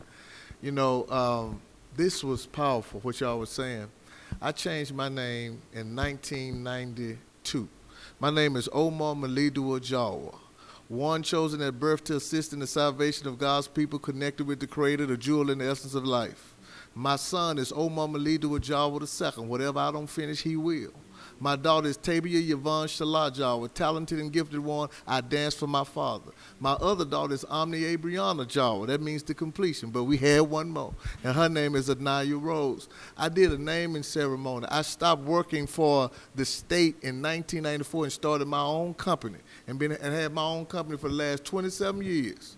And hired our folks and done it. And I said, I don't want the folks with the PhDs. I want the ones who selling them these, who doing it. So I went to the OGs and all them, and I said, y'all come on with me. Nobody else wants you can have a felony. Everybody had a felony. The secretary, everybody. Well, nobody none felony in my group. So I understand how it feels to try to scrap at it and get at it. I want you young people to understand that. Because sometimes we don't reveal our scars so you think we don't overstand. I do. I don't just understand, I overstand. And I agree. See, so now that you have an agreement, what you gotta have is a strategy. Strategic people win. See, we used to tell young people, powerful people don't teach powerless people how to take their power away. They will pity you, but this they will only do for a moment. You must show signs of life in order for people to respect the life that's in you. In other words, power concedes nothing without a demand. So if you demanding your stuff, it's cool. Do that. But now you got to know what you're going to do when you get it. You ain't going to know how you're going to get it and what's going to be the plan once you get it and how you negotiate so you win and not lose. So these people on this stage are folks who are saying, I know how to not just talk about it, I know how to get it. And sometimes it's in agreement, it's in disagreement, but we are the ones who just doing like they do with COVID. We might not have the cure, but we committed to the cause. So we're going to let everyone else have some words and ask some questions. Take a break, right? Taking a break. Bishop, can I ask you one question? Yes, okay. Oh, hold on, before you do that, I just wanted, before I forget, can you fit your whole name in the box? Like when you, like, I do you cannot. run over? Only thing I can put is Omar Jaw. On the Malidu can work. Okay, I just no, that's a good question. Omar Malidu Jaw, the first. I changed. Let me move it. But look, June 24th, we're going to have a great conversation, course correction conversation. It's about humanity, racism. It's serious. We're bringing people from literally all over the world, from every part of the entertainment world, from political, from, Young Money, WWE, politics, everybody. We're saying we have to be honest and say America has marginalized the black man for a long time. And the police has been the overseer, the authority to allow that marginalization to be very vivid. So we got to talk about it. And then we're going to have some practical solutions. We ain't going to just talk because we don't believe in being dark provocateurs. We just can poke darkness. We believe bringing light to the darkness. So we're going to have solutions that are serious. June 24.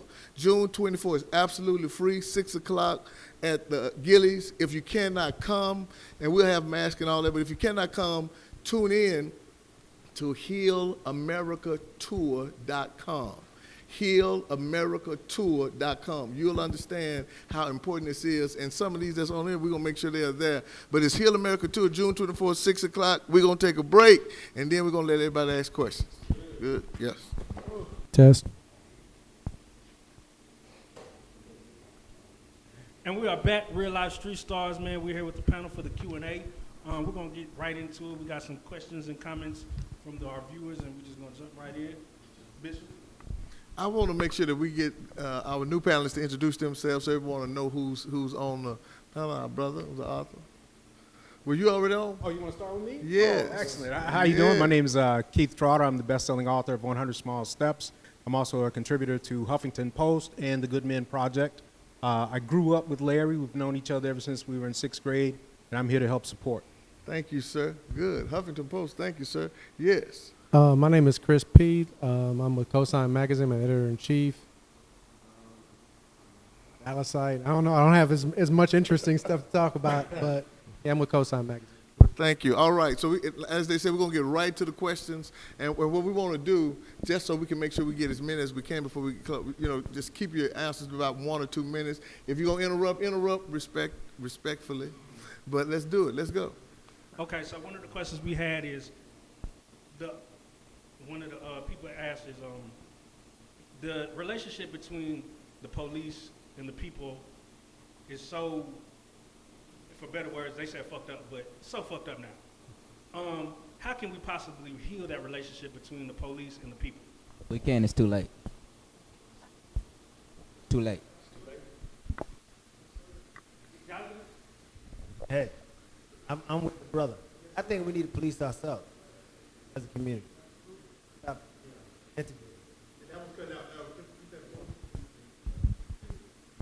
I'm with the brother.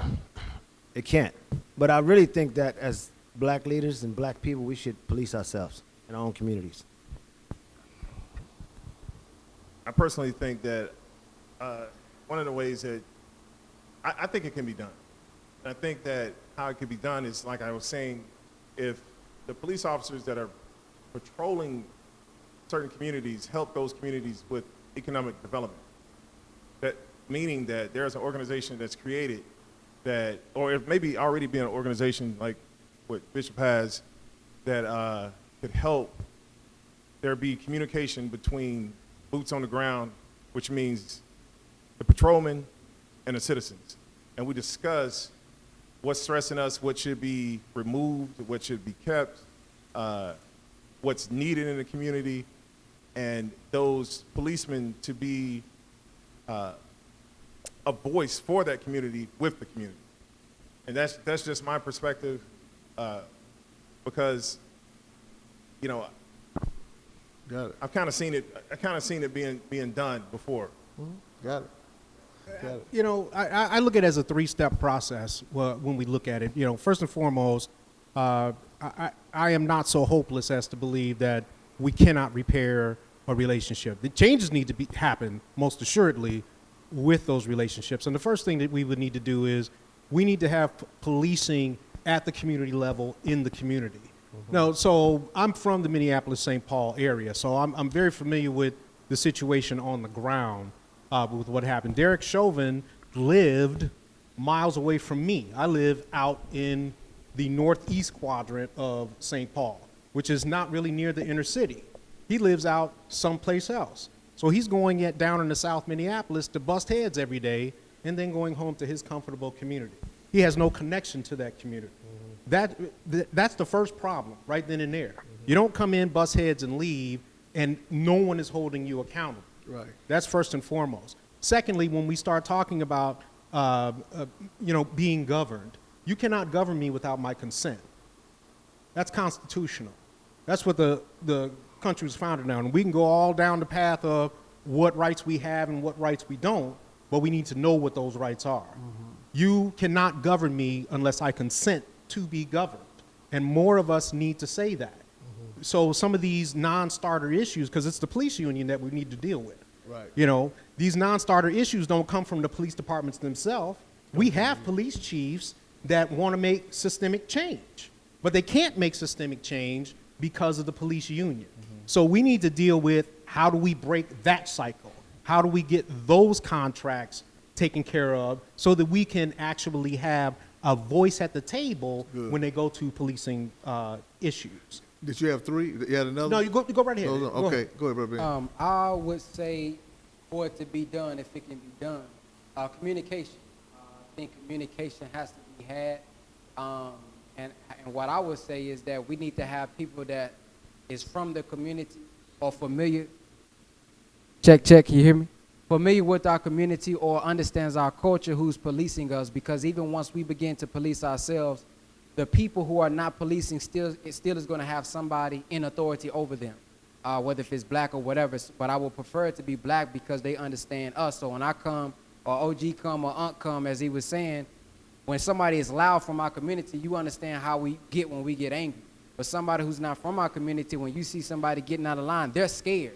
And so the first thing they're going to do is go to the gun because they don't know how to reason and talk. So I think, number one, we have to have a communication. There must be not just us having a conversation with the police officers. I think we need to have a conversation with those who are in power over the police officers so that we can get an understanding. So if anything goes wrong, then they can be held and we can receive justice. We can have a conversation and say, hey, what is going to be the consequences for a police officer doing this, and then hold them to it. And if they don't hold them to it, here's the consequences. So I don't think we're going to ever see any change if we continue to go after the police officer. We got to come at the system or destroy the system and have our own. Because it's like saying, hey, I'm going to take this police officer out. Once we fire him, guess what he going to do? Put Steve in. Now, if Steve mess up, we going to move him out the way and put Jimmy in. So if we continue to fight at the bottom and we don't look at the system, the cause, then we'll never see any change. Perfect. Great. Great. I think all those are good ideas. I'm not 100% convinced they can be done, but I think also on top of everything, we need to demilitarize the police. We need to, any cop that gets and that was my third point. Right. That was my third point. Any cop that gets in trouble with any serious complaint, assault, killing, needs to be completely removed from any type of police work across the country. I think former military should not be in the police because that's a totally different skill set. I also think that in order a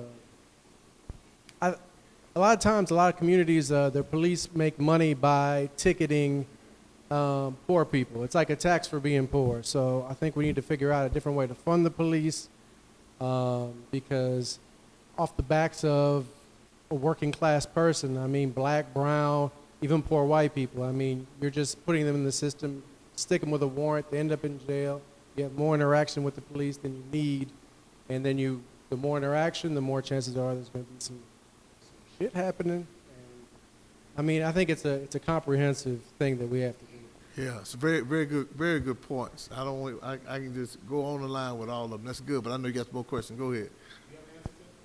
Yeah, well, I think that it's all of the above. You know, let me just be honest with you. I heard him when he said no. I think there's a no, but I heard him when he said police ourselves. I heard your solutions, the solutions of having intra-community policing that says you got to be held accountable, so you got to live there. I heard you when you said that we have to have those kind of conversations. Our brother said you got to attack it from a system level, and he said comprehensive. So I'm getting it. And so I'm telling you that all of what they said is right.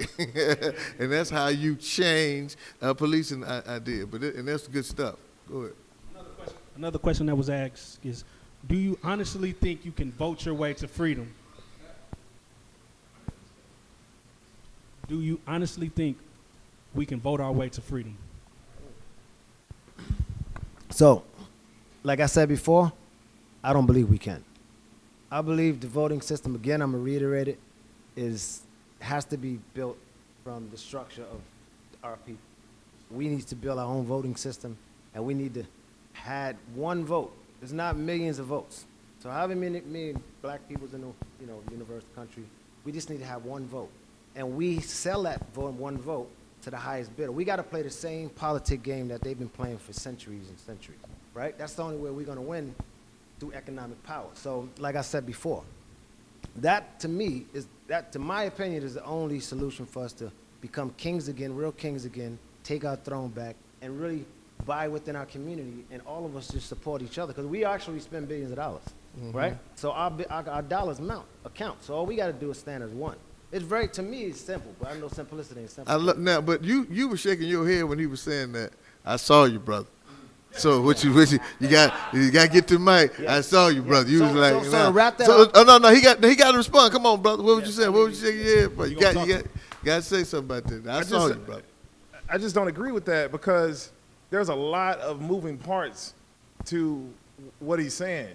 I mean, like, you're talking about us having, we would have to have our total infrastructure, like banks, grocery stores, everything would have to change. It would be a lot to it. And you got,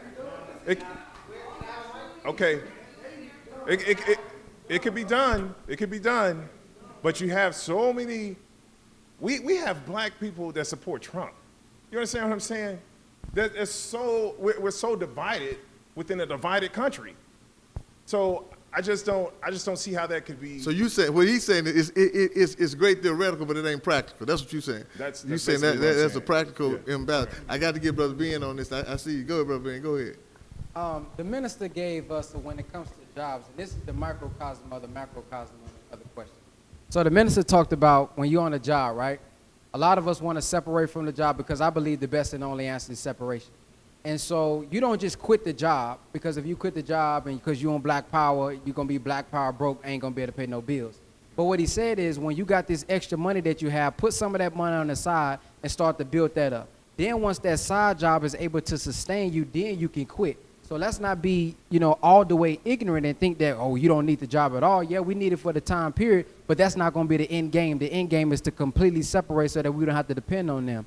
And I think that's the same thing when it goes to here with the grocery stores. Let's figure out how can we come together, pool our resources for the grocery store? How can we pool our resources for the banks? How can we pull our resources from the school? Is it going to happen next month? Probably not. However, let's at least put a plan together, because, when I got Siri, I don't know how many of y'all got Siri, but Siri never gives you any instructions or directions until you got a destination in there. So the destination here is the school. The destination here is the restaurant. And once we decide on what our destination is, now we can figure out how we're going to move out of this thing. And you as a spiritual man, when Moses went to Pharaoh, he didn't say let my people vote. He said let my people go. And so I'm trying to come up out of her, my people, and build up our own system. I love it. I love it. Go ahead, bro. You got to defend yourself, brother. You got to defend yourself. Another thing, there is I'm going to get you too. There is a black bank. So I don't know if y'all know, Kevin Cohey, he owns a black bank called One United in L.A. He got 3 banks, one in Boston, Miami, and L.A. So his name is, he's a very good friend of mine as well. But it is a black bank, just to answer, yeah? But what he's saying is absolutely right. But it's deeper than that. So I understand what you're saying is deeper than that. But see, all right, this is how it works. If your mind is in fear to thinking about, that's going to be impossible to do that because we've been enslaved for so long. You know how much work we got to do to do that? You know how much work we got to do? Keep doing, continue to do what we're doing right now. To become empowered. So I don't think it's a lot of work. I just think it's reverse. You just got to reverse engineer it. It's all mental. Because all this is it's all mental. It's the way we think. So if everybody is thinking like you, not to insult you or take anything away from you, then that means we're going to have a system that's broken because everybody's going to be in fear. Fear is the most dominant. That's the most important thing in life. I got it. I just want to give it because we got a little time. So I hear you though. You talking too. I got you. Go ahead, sir. I got you. I'm running with you. Go ahead. I do not think you can vote. Is that the question about voting? Voting? Yeah. You vote your way to freedom. Yeah, we can't vote our way to freedom, but I do feel like if we had a black political party who had a domestic and an international agenda that is solely for the progression of black people and African people, and understanding that we won and we're creating an economic power base, and I feel what the brother is saying that we need to vote as a body, and I also understand what the brother is saying that black people is we're so divided or whatever, but I do think it can happen if it's under the guise of a black political party, something like Marcus Garvey or the Black Panthers was doing back in the day. But what people don't know about the Panthers was that it was an actual political party, and they were registering people to vote, and they were running their own candidates. You understand me? But if we have a domestic and an international agenda that is for the economic empowerment of black and African people, then yeah, I'm with that. If it's not that, then I don't think we can do that. Okay, that's good, man. That was very, very good clarity. My brother, the Jews, absolutely. the Chinese doing it right now. The Jews have been doing it for years. I think did you have something to say on it? Sure. Now we ain't gonna leave you out, but you gotta talk quick on this. You can't be jumping out there. This ain't your role right here. I love you, man, but I'm gonna give you a shot at it. But go ahead, brother. You don't supposed to be jumping in here. You get in this water. It's deep water right there. Go ahead, brother. You know, all right. First and foremost, you got to learn how to play the game, right? So until we learn how to actually play the game, how are we going to make any change? You know, one of the things that we're doing right now is, and I love it. I think it's beautiful. I see it out here every day. I see people getting together. I see people voicing their frustrations and exercising their constitutional rights, right? Take that same energy and demand that they have polling places in the neighborhoods that we live in. We can register people to vote all day, but if they can't go vote with the rules that they have in place, what's that good?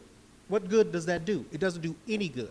We need to learn how to play the game first. We need to demand the right things first. And then we can become a political bloc. Then we can become a power once we learn how to play the game.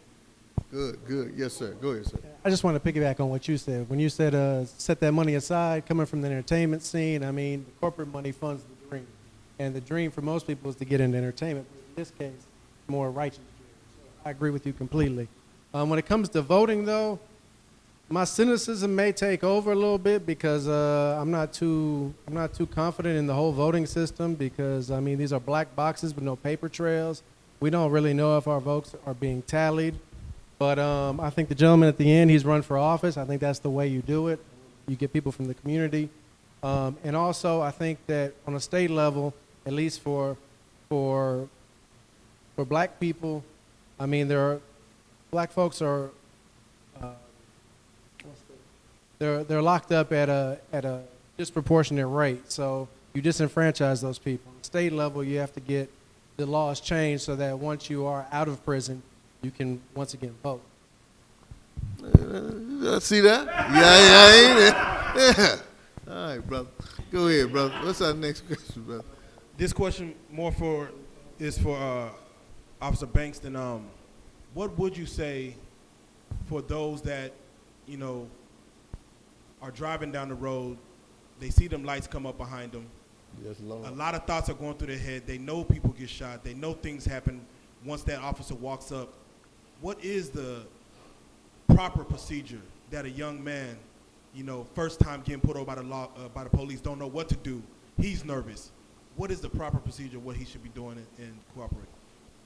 Well, that's a good question. At this point, I tell my sons, keep your hands on the steering wheel, be respectful to the officer. If he's being difficult, just deal with it. But we definitely have to complain. I'm glad you brought that up because that's one of the things I don't think citizens realize. Every complaint is documented. And if those departments are not doing something about those complaints, if that officer is getting the same complaint, he or she is establishing a pattern. And if it's not being addressed locally, the federal government is supposed to do audits.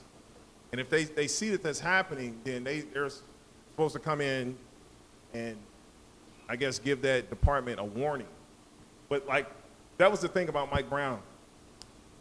So much was discovered through that whole case. Like, they were doing some, I don't mean to get off the question, but they were doing some things that were so unconstitutional, you know. But for now, I'm gonna say this, remember you're dealing with a human being with a gun.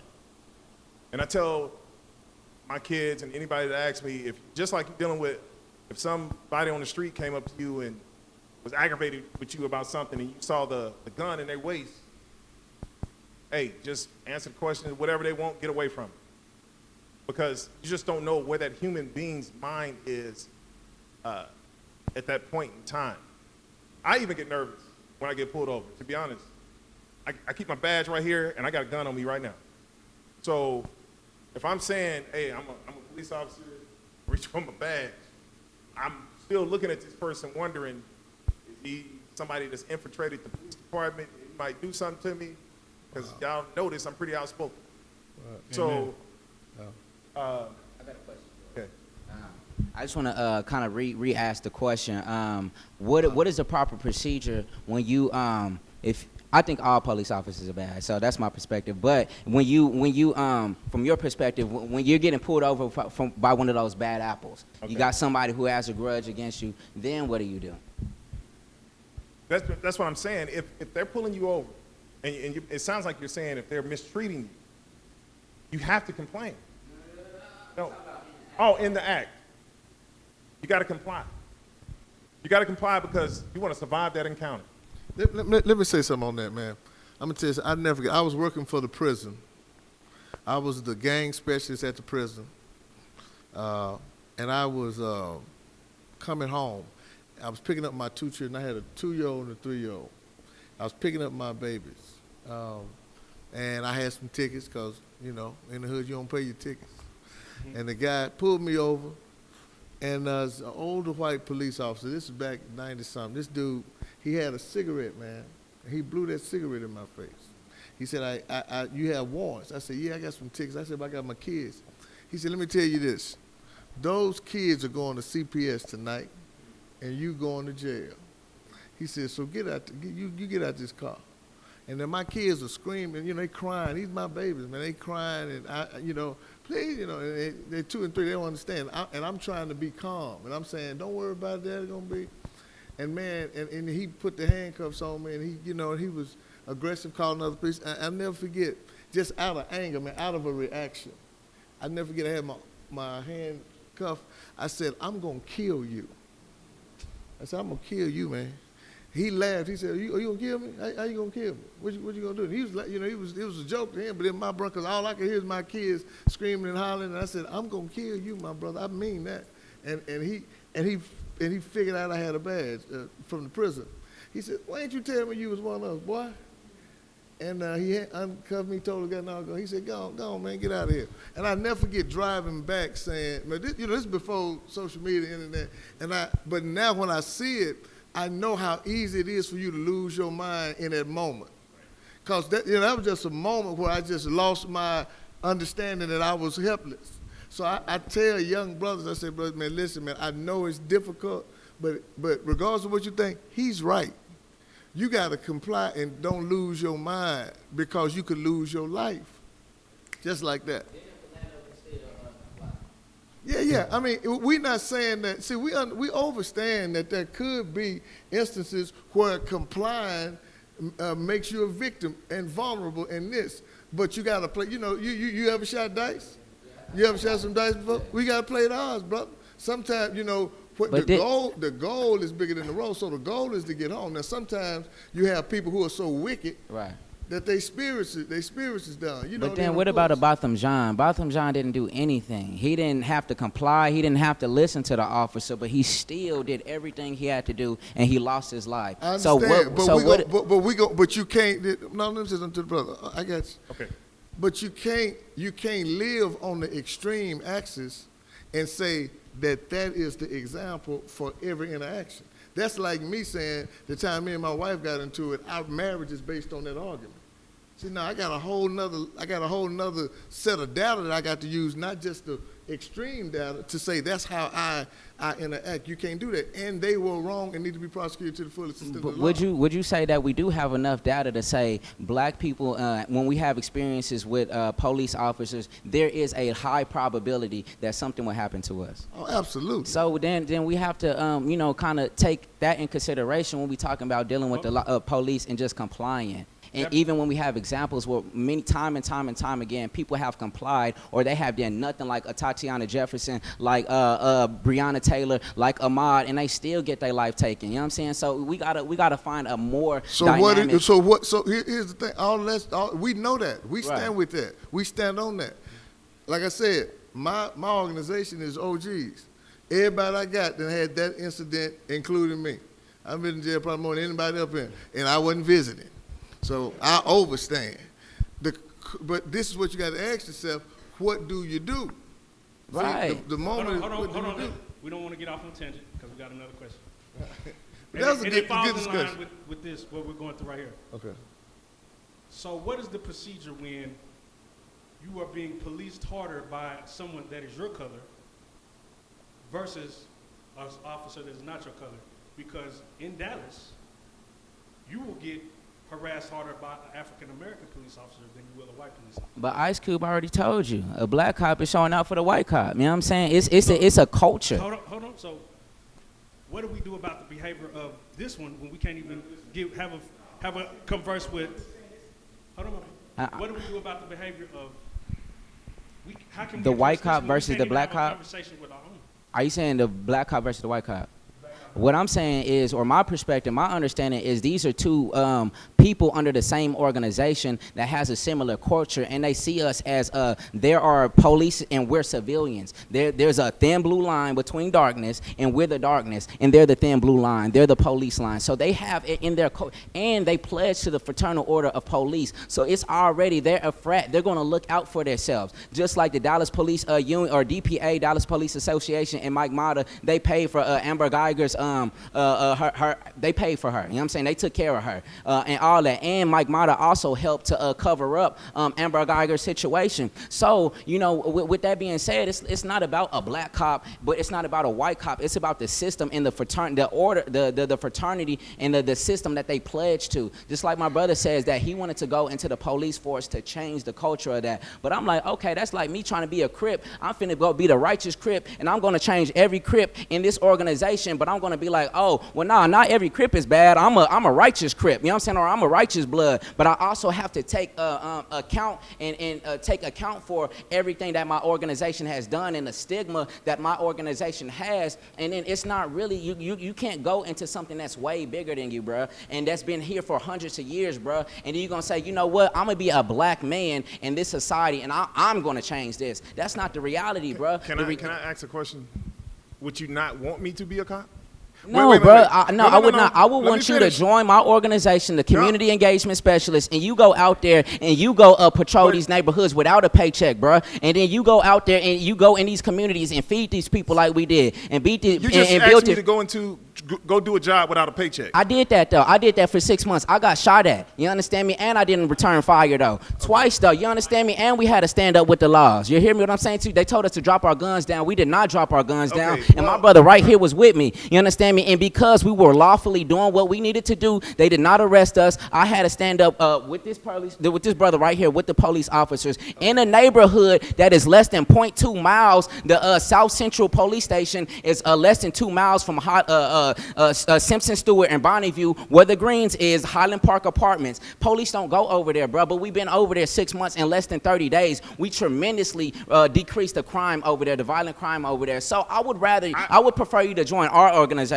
and really change the community from within. You understand me? And I moved into that neighborhood, the most dangerous neighborhood, one of them in the apartment, in the city of Dallas. You understand me? And we did that. And I'm gonna stamp that. Basically, that's what I was speaking of when I was saying that boots on the ground and citizens need to have more conversations, because there's a lot of misunderstandings. You said so much that, I mean, I respect what you're saying, that I'm trying to process it all. But even like judges. I noticed that in Dallas County, there's a lot of black female judges now. That system is changing. It really is. The black female judges, even in divorce cases, are not necessarily always giving the kids to the mother like they used to, because they're realizing that these black boys need black fathers to raise them. I was one of them. I got custody of my sons. They put her on child support. I took her off because I didn't feel like that was necessary. So I'm saying the same thing that could be done with policing. I believe that it can. Now, is it going to be a tough road? It probably is. Now, I don't mind helping you, but economic growth means that everyone has to have a job. When you don't have work, that causes problems. Well, if there is no crime, then what job if there is no crime in the city, what job would you have then, brother? If crime was eradicated. Crime. So you need crime No. to I'm not have a saying I need job, crime. brother. I'm one of the ones that says that black people need to learn to exercise their Second Amendment rights. Right. I'm always said, saying that. But you also said everybody needs a job. And I'm saying, what job would the police have if there is no crime in the community? So you can't eradicate crime because you wouldn't have no job, brother. You're saying so a lot of what ifs, man. That's It's all I not. can It's, say. no, it's not a what if, bro. If there is We no don't- crime, This is a great discussion, but we don't want to get off tangent. We got a lot of people who need to speak. Does anybody else have a point on this? I just want to say one thing. I understand what you're saying about complying and the reality of things, but it almost feels like that's a way to let the cops off the hook. And that, well, we say when people get pulled over to comply with the officer. Right, I agree with you. I don't want that, but it also feels like you're letting the cop off the hook, and that doesn't really seem like the liberty that we were all promised. I mean, I don't know if there's anything to respond. Brother, you are not being attacked. No, not at all. This is Not just at all. recourse. This is not an attack on you. Nobody. We'll never underestimate your merits. Because you're here for a reason. Total respect. Go ahead, bro, Ben. I'm sorry. I saw you too. I'm sorry. Go ahead. I think that we need a reformation of the mindset, because it is the mindset that leads to every action that we have. So I think we need people who can understand that in our communities, these are not just thugs and criminals. These are people that has been put inside of a situation. These are people that don't have resources, and when you don't have resources, you act out. That's with any communication. They have done that even when testing out rats. When you get rats and you take certain resources away, certain effects happen. We're dealing with cause and effect here. And so I think in our community, we have to also understand that economics is important as well. I am a fan of us coming together with those who say security is their thing to where we can police our own community. However, I think that there needs to be a economic backing of that, or else it's going to eventually die down, because that's what that is what has happened in the history. In the past, somebody get together, we got this hype and we kind of emotional, but then after a while you like, man, I'm spending all this time, but then my children, if I'm not getting paid and I'm spending all this time here, what am I going to be able to do? So either we're going to figure out how the community can come together, or if we got 4,000 people that set a protest, can them 4,000 people put up $40 a month? If we got 4,000 people that set a protest, can them 4,000 people put up $50 a month so that we can pay a brother or some brothers that's going to actually do that, and then be proactive, not reactive, not waiting until a brother do something, but being proactive, saying, hey, brother, do you need anything? Hey, do y'all need some marriage counseling? So that before the domestic violence happened, we was already involved, not waiting until something happened. Because I think we got to, it's kind of misconstrued when we think about the word protect.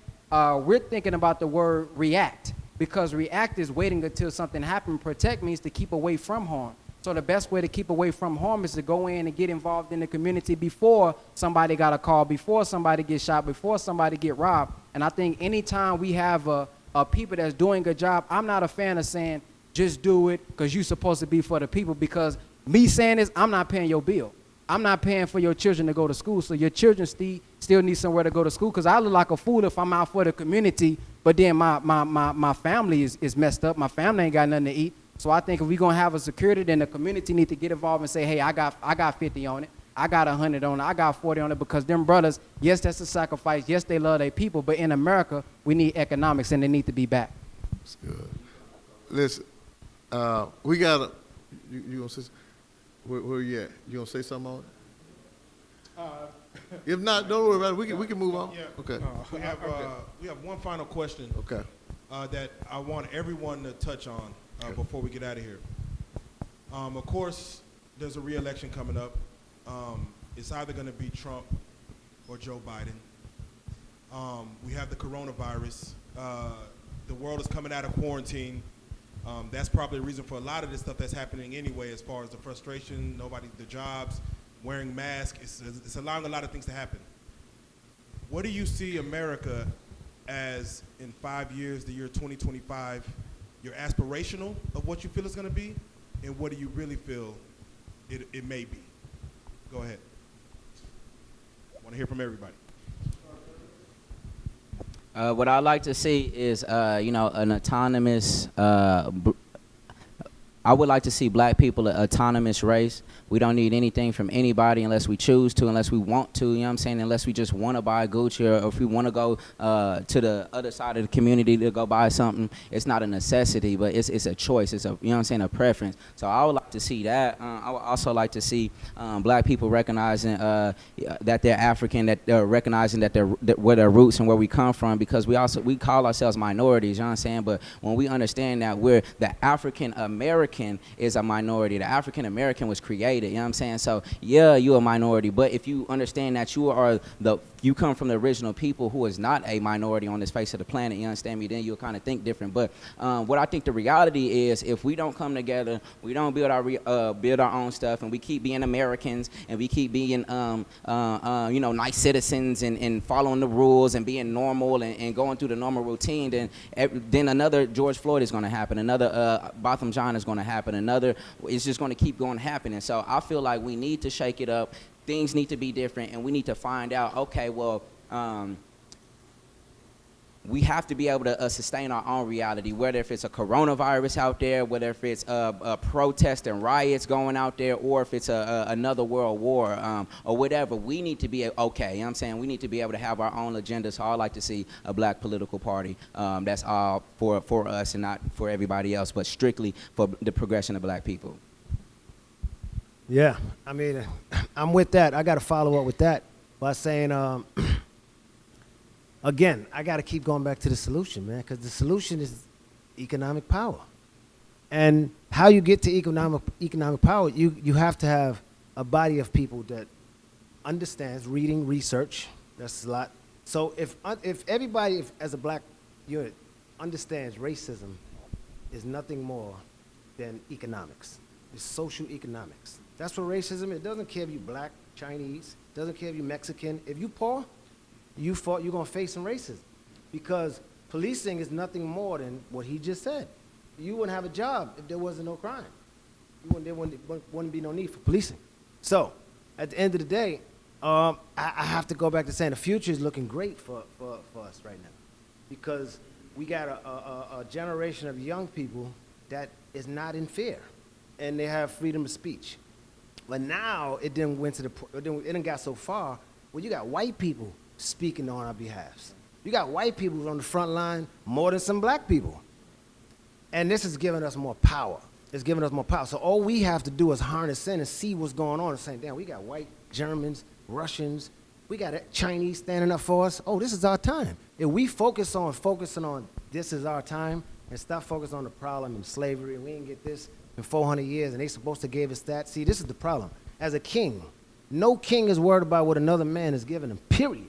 If you call yourself a king, if you look at the old movies from way back when you had the kings on the throne, the throne and the queens, they wasn't thinking about who giving them what. They was taking theirs. I don't give a fuck what nationality it was. They was taking theirs as a king. So if we all gonna call ourselves king, the problem we have as black people is that we all got egos. We all kings. So I can't do business. You a king, I got this block, nigga. I'm killing this block. I can't do no business with you, nigga. I got 100 million too. So what's up? So that's the problem that we having, right? Ball players, athletes. I mean, it doesn't matter who you are. You could be an entertainer. That's the problem we have. You could be a social media guru. You could be an entrepreneur. It doesn't matter. I think the problem is if we don't, again, it goes back to economics. And I got to keep reiterating that, because to me, that's the only solution. But how we get to economics again is through learning. It's through the process of teaching, educating, putting the right information out there, the books that kids need to get, teenagers need to get. School system has failed us. So all this school system thing, that's cool. The parents could tell their kids to go to school and all that. That ain't it no more. Learning their system is never it. It was never it. So if we ain't woke up now putting our kids through school and learning their principle about geometry and who the hell getting a job in geometry? Nobody cares about that. So we have to focus. We have to focus, man. We have to focus as black people. And like I said, man, this ain't nothing. This ain't a tag against if you Spanish, if you white, if you Mexican. This ain't that. This is just that we don't really need as black people to integrate. If you really look at it, we got a lot of paper. If we just do us, nigga, and say fuck everybody, we ain't got no beef with y'all, but we cool. If we just focus on putting that money and using that and buying back in, nigga, we good. We don't have to do. Yo, if y'all, it's really that simple. But like he said, I understand your fear of, oh man, that's gonna be hard to do all that. So guess what? Most people who's thinking like that, it's only right for you to pass that on to your siblings because you don't got the information. If you don't know the information, you ain't led by that, then you can't teach that to your sister, to your brother, to your kids. You can't teach what you don't know. And that ain't a stamp on you. That's not a slap on you or nobody else because we was all in that place at one time where we didn't know, but now we know. So nobody have an excuse right now. We all know that the system don't work. Whether it's the schooling system or whether it's the workforce, or we have to police ourselves. We have to keep the money in the community more than 30 days. And that ain't hard to do, my friend. That's very easy to do. That's my take on it. I think the future's looking great for us. I ain't even thinking about I'm thinking about moving ahead. I think it look great for us, but I think if we act on these principles and change the condition of the mindset of thinking back in the 60s, that's what's the problem is everybody's talking about the 60s and the 70s. And no, granted, I'm not taking nothing away from that. I'm for all of that. But I understand that it's a new day, it's a new time. These young kids, I talk to them. I'm in the streets. I'm in the streets, every city. I talk to them. They don't care about none. And they don't want to hear it. So if you telling them to go out and vote, they looking at you like, nigga, I'm going to the block, nigga. What are you talking about? Now, if you telling an older lady that maybe worked on a job for 20 years, she getting a pension, she's, yeah, she gonna go vote. If you're gonna tell, and most people is gonna do that. So I don't believe in going to vote and you got Trump, you got Biden. Nobody cares. I don't personally care who's gonna be the president. How about that? I'm an independent.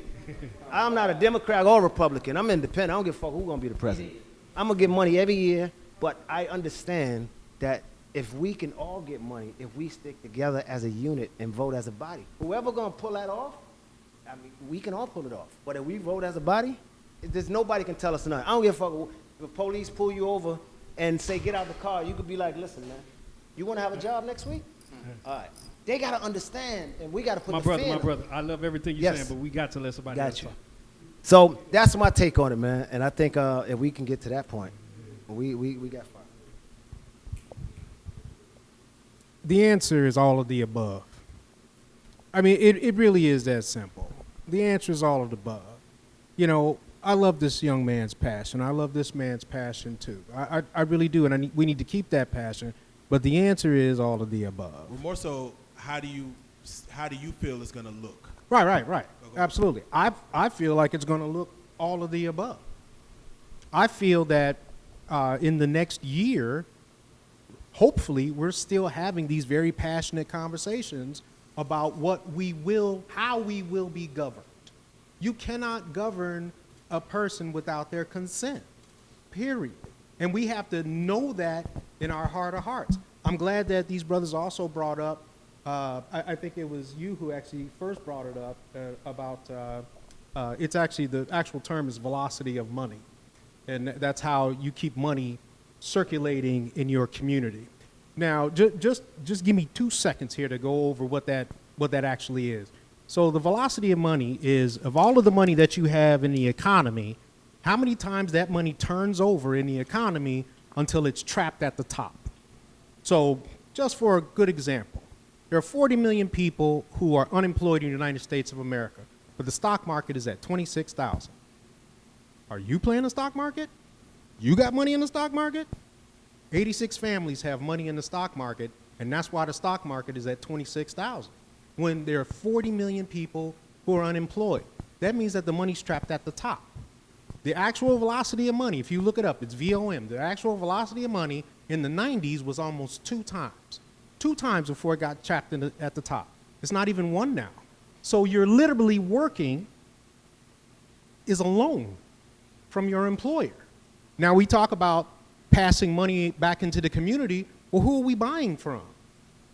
We're not buying from each other because we don't have the stores. We don't have the hospitals. We don't have the banks. In order to get to that point, you have to learn how to play the game. And then you have to get better at it. Everybody in this room has a hustle. Everybody in this room has a hustle. And we're better at it than the next guy, or else we wouldn't be sitting here. Now we need to teach that to the whole community. And then we can start talking about how do we take that power, that economic power, that velocity of money, that political power, that juggernaut that we've built. And that, once we've learned how to play the game, now we can unplug. That is where we win. That's where we win. So keep that passion. Keep those ideas coming. You know, keep policing. It's all of the above. It really is all of the above. We should not be limiting ourselves by looking at the next man's ideas and saying, nah, not so much. Amen. Man, they said so much. My father is a financial consultant, and he always taught me somewhat of what you guys are saying. He taught me that why would you go and boycott a restaurant that doesn't want your green money? You go and open up a restaurant across the street and put that restaurant out of business. Amen. So some of the things you're saying, I do agree with, but I'm just saying because he taught me how money works, for example, every time a Kennedy child is born, there's $100,000 put into a mutual fund for that child. By the time that child is in their early 20s, they have over $1 million in the bank. So we need to learn how to pass down generational wealth.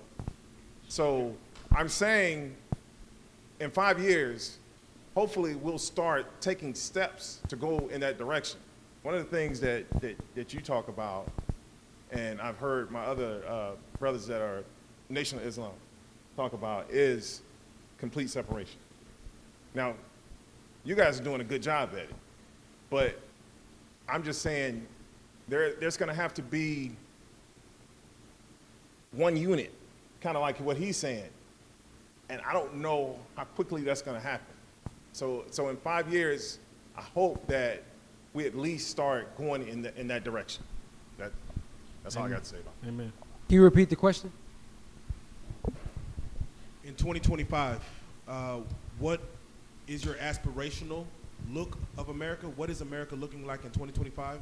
And what do you, in reality, feel it will be in 2025? How I would aspire it to be is that we start to focus on operational unity. We take this energy that we have and we continue to use it and understand that it's a need for us to do for ourselves.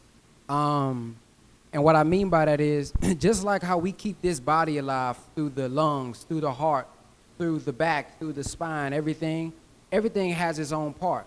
And I can't say that my ankle isn't important until the ankle get hurt and then now I can't walk. I can't say that my liver not important. I may not understand how important it is right now until I have liver problems. When I play basketball, it ain't until I jam my thumb till I said, dang, I can't shoot without my thumb. So I think we have to realize what the ultimate goal is, and if the ultimate goal is for us to do for self, then everybody else now has a role that they play.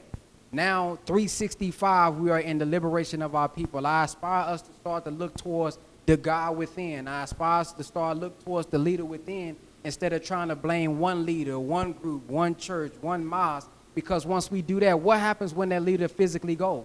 Are we going to blame the grave? No, we got to blame ourselves. Our children is not going to say, Dad, you sure right. You wasn't able to do for me because somebody on Instagram 5,000 miles away couldn't do for us. No, our children are going to say, what are you going to do for me? We got to start to look at what is life insurance. Why do we continue to do GoFundMes when we can just pay a couple $100 a month and get some life insurance? So we got to become economically inclined if we want to live and thrive right here in America. So I see us all figuring out what my role is so I don't have to condemn nobody else for what they're not doing. If I see a rapper, I'm not finna blame the rapper because he's just trying to get it how he live. And I also see us being a leader. The Honorable Elijah Muhammad said, you never have to condemn a dirty glass, just put a clean one next to it. How do I get the little brother that's in the streets to do something better by me being an example? So I can say black power, I can say I'm conscious, I can say, nigga, we gods and all this different stuff. But if you look at my life and remove my Instagram and say, let me see what your life really looking like, what are you just talking then?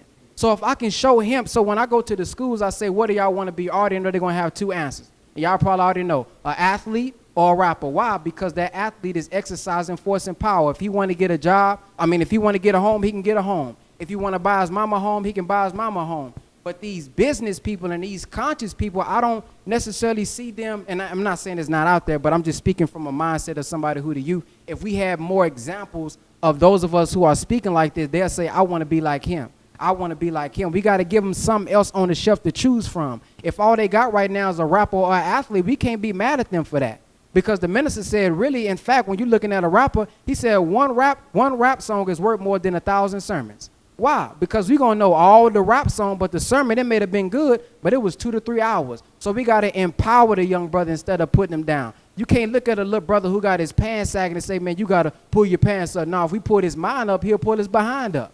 And so I think we just got to figure out how we're going to be more leaders, how we're going to figure out what my role is, and then be consistent in doing. Once this thing is not on CNN, once Channel 5 is no longer here, once Channel 8 is no longer here, am I still going to be in the liberation of our people? And in reality now, the reality part is if we do what we have done in the past, where we let the protests die down and we get back to normal, we're going to stay in the same condition that we're in because we're trying to beg a system to do something for us that wasn't created for us in the first place. And I think that's where we're going to be at if we continue to have that particular mindset, because that is a mindset that's going to keep us on a rat race because we're dependent on somebody else. And lastly, I'll say this. Any of y'all who got a sister, a younger sister, a little daughter, whatever, if she get punched in her face and she got a black eye the first time you see it, you're going to either want to beat the dude up or you're going to say, girl, you need to leave him.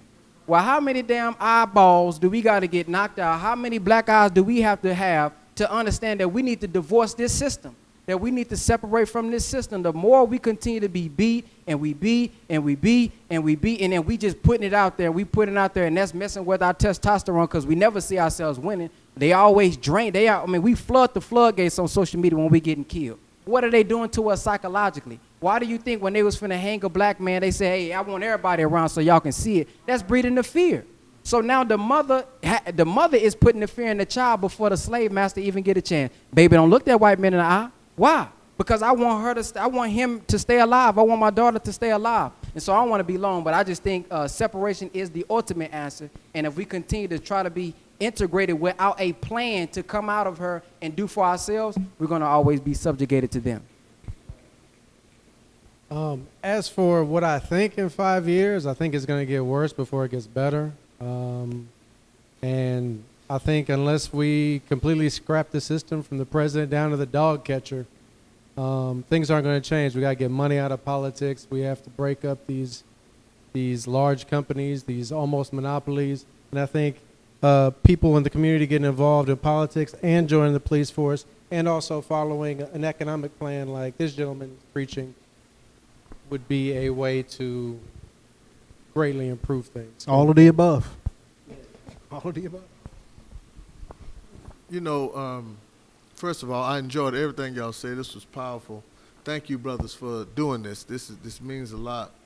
You know, in 5 years, in the scripture,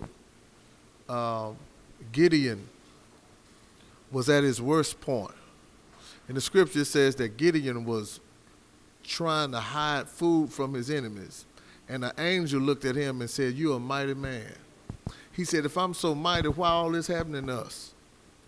And the angel said, "You the one that's going to change everything." See, sometimes we look at our present condition as our permanent condition, and it is not. I'm telling you that in 5 years, there are going to be mighty men, mighty women who would have rose from these ashes.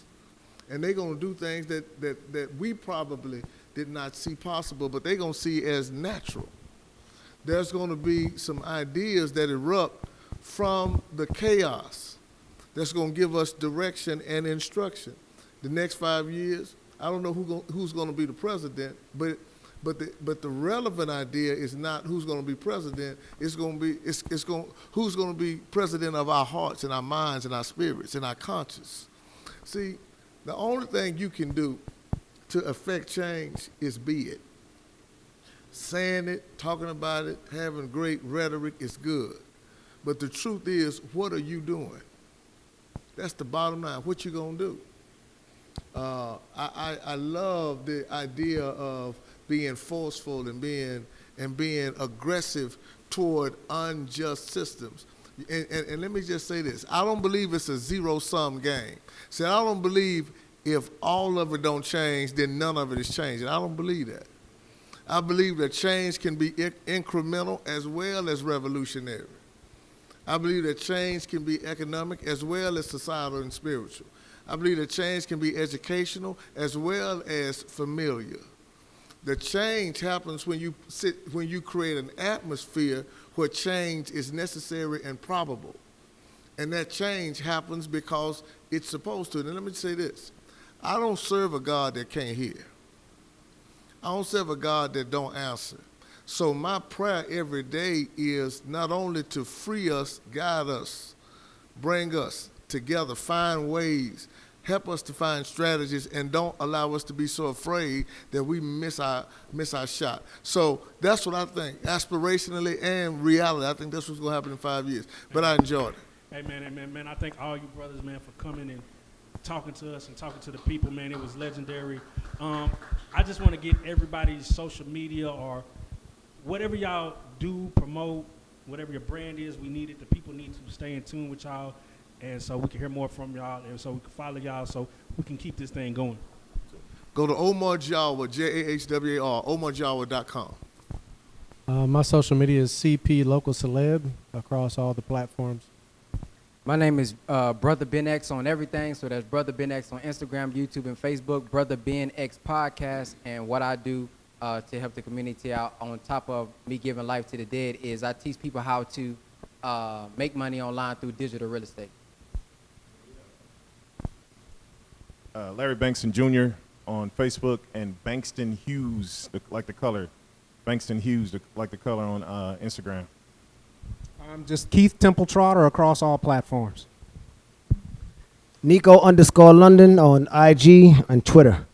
And what I do, basically, I'm a fitness enthusiast, so I help people with health and wellness, showing people how to eat, how to diet right, and how to work out and do exercise to build that immune system to stay in power that way too. It's not just about here, but it's also about the physical, and that's also going to help the mental. So it's 3 ways, you know? Let's go. Already, man. Yeah, it's your brother and our other brother Shawt. You can find me really anywhere. You know what I'm saying? If you're on YouTube, Facebook, Instagram, it's Brother Shawt, BROTHASHAWT. You understand me? And wherever you listen to music, you know what I'm saying? You can type that in there too. I'm dropping the album next month. But look, also, you know, if you're on a health and wellness tip like my brother, I'm the creator of the Alkaline Hour. That's THA Alkaline Hour. I'm opening my store next month. You know what I'm saying? We're gonna be right there, 4414 South Marsalis. Y'all wanna come to the grand opening, man? Y'all come shop with your boy. Respect, brother. You know what I'm saying? We're gonna be selling sea moss, herbs, anything health related. We're gonna do that. And I'm an alkaline vegan trap cell. I swear by the sea moss is life. I swear by sea moss is life. 100. June 24th, please come to Gillies, Dallas, June 24th at 6 o'clock p.m. It's going to be one of the greatest events in Dallas, but it will be a start for something that's great in you. June 24th, course correction, go to healamericatour.com. Thank you, everybody, for tuning in, man. These are some powerful brothers, man. Y'all stay tuned and watch everything they're doing. We appreciate for everybody that watched, who commented, who asked the question, who subscribed, who liked, whoever watched any video, man. We doing it for y'all. This is for the streets. This is for the community. This is for the world. We are RealLyfe Street Stars. RealLyfe Street Stars. If you like me, I know you loving what you're seeing, with all the young people exercising their right to let their voice be heard. Never in history have I noticed the amount of energy dedicated to respecting the black man in America. But I'm happy to be a part of this moment. But now we must move beyond the protest. Now we must have meaningful action. And that meaningful action takes many, many different forms. June 24th, we're having a course correction conversation on race, citizenship, and humanity, hosted by the Bishop of the Culture, Bishop Omar Jawa. We're having many leaders across the country who are going to join for this conversation. Don't mix out. Click the link in this video and make sure you register to be a part of one of the defining moments of our time. We're having a course correction conversation that's talking about what do we do next after the protest.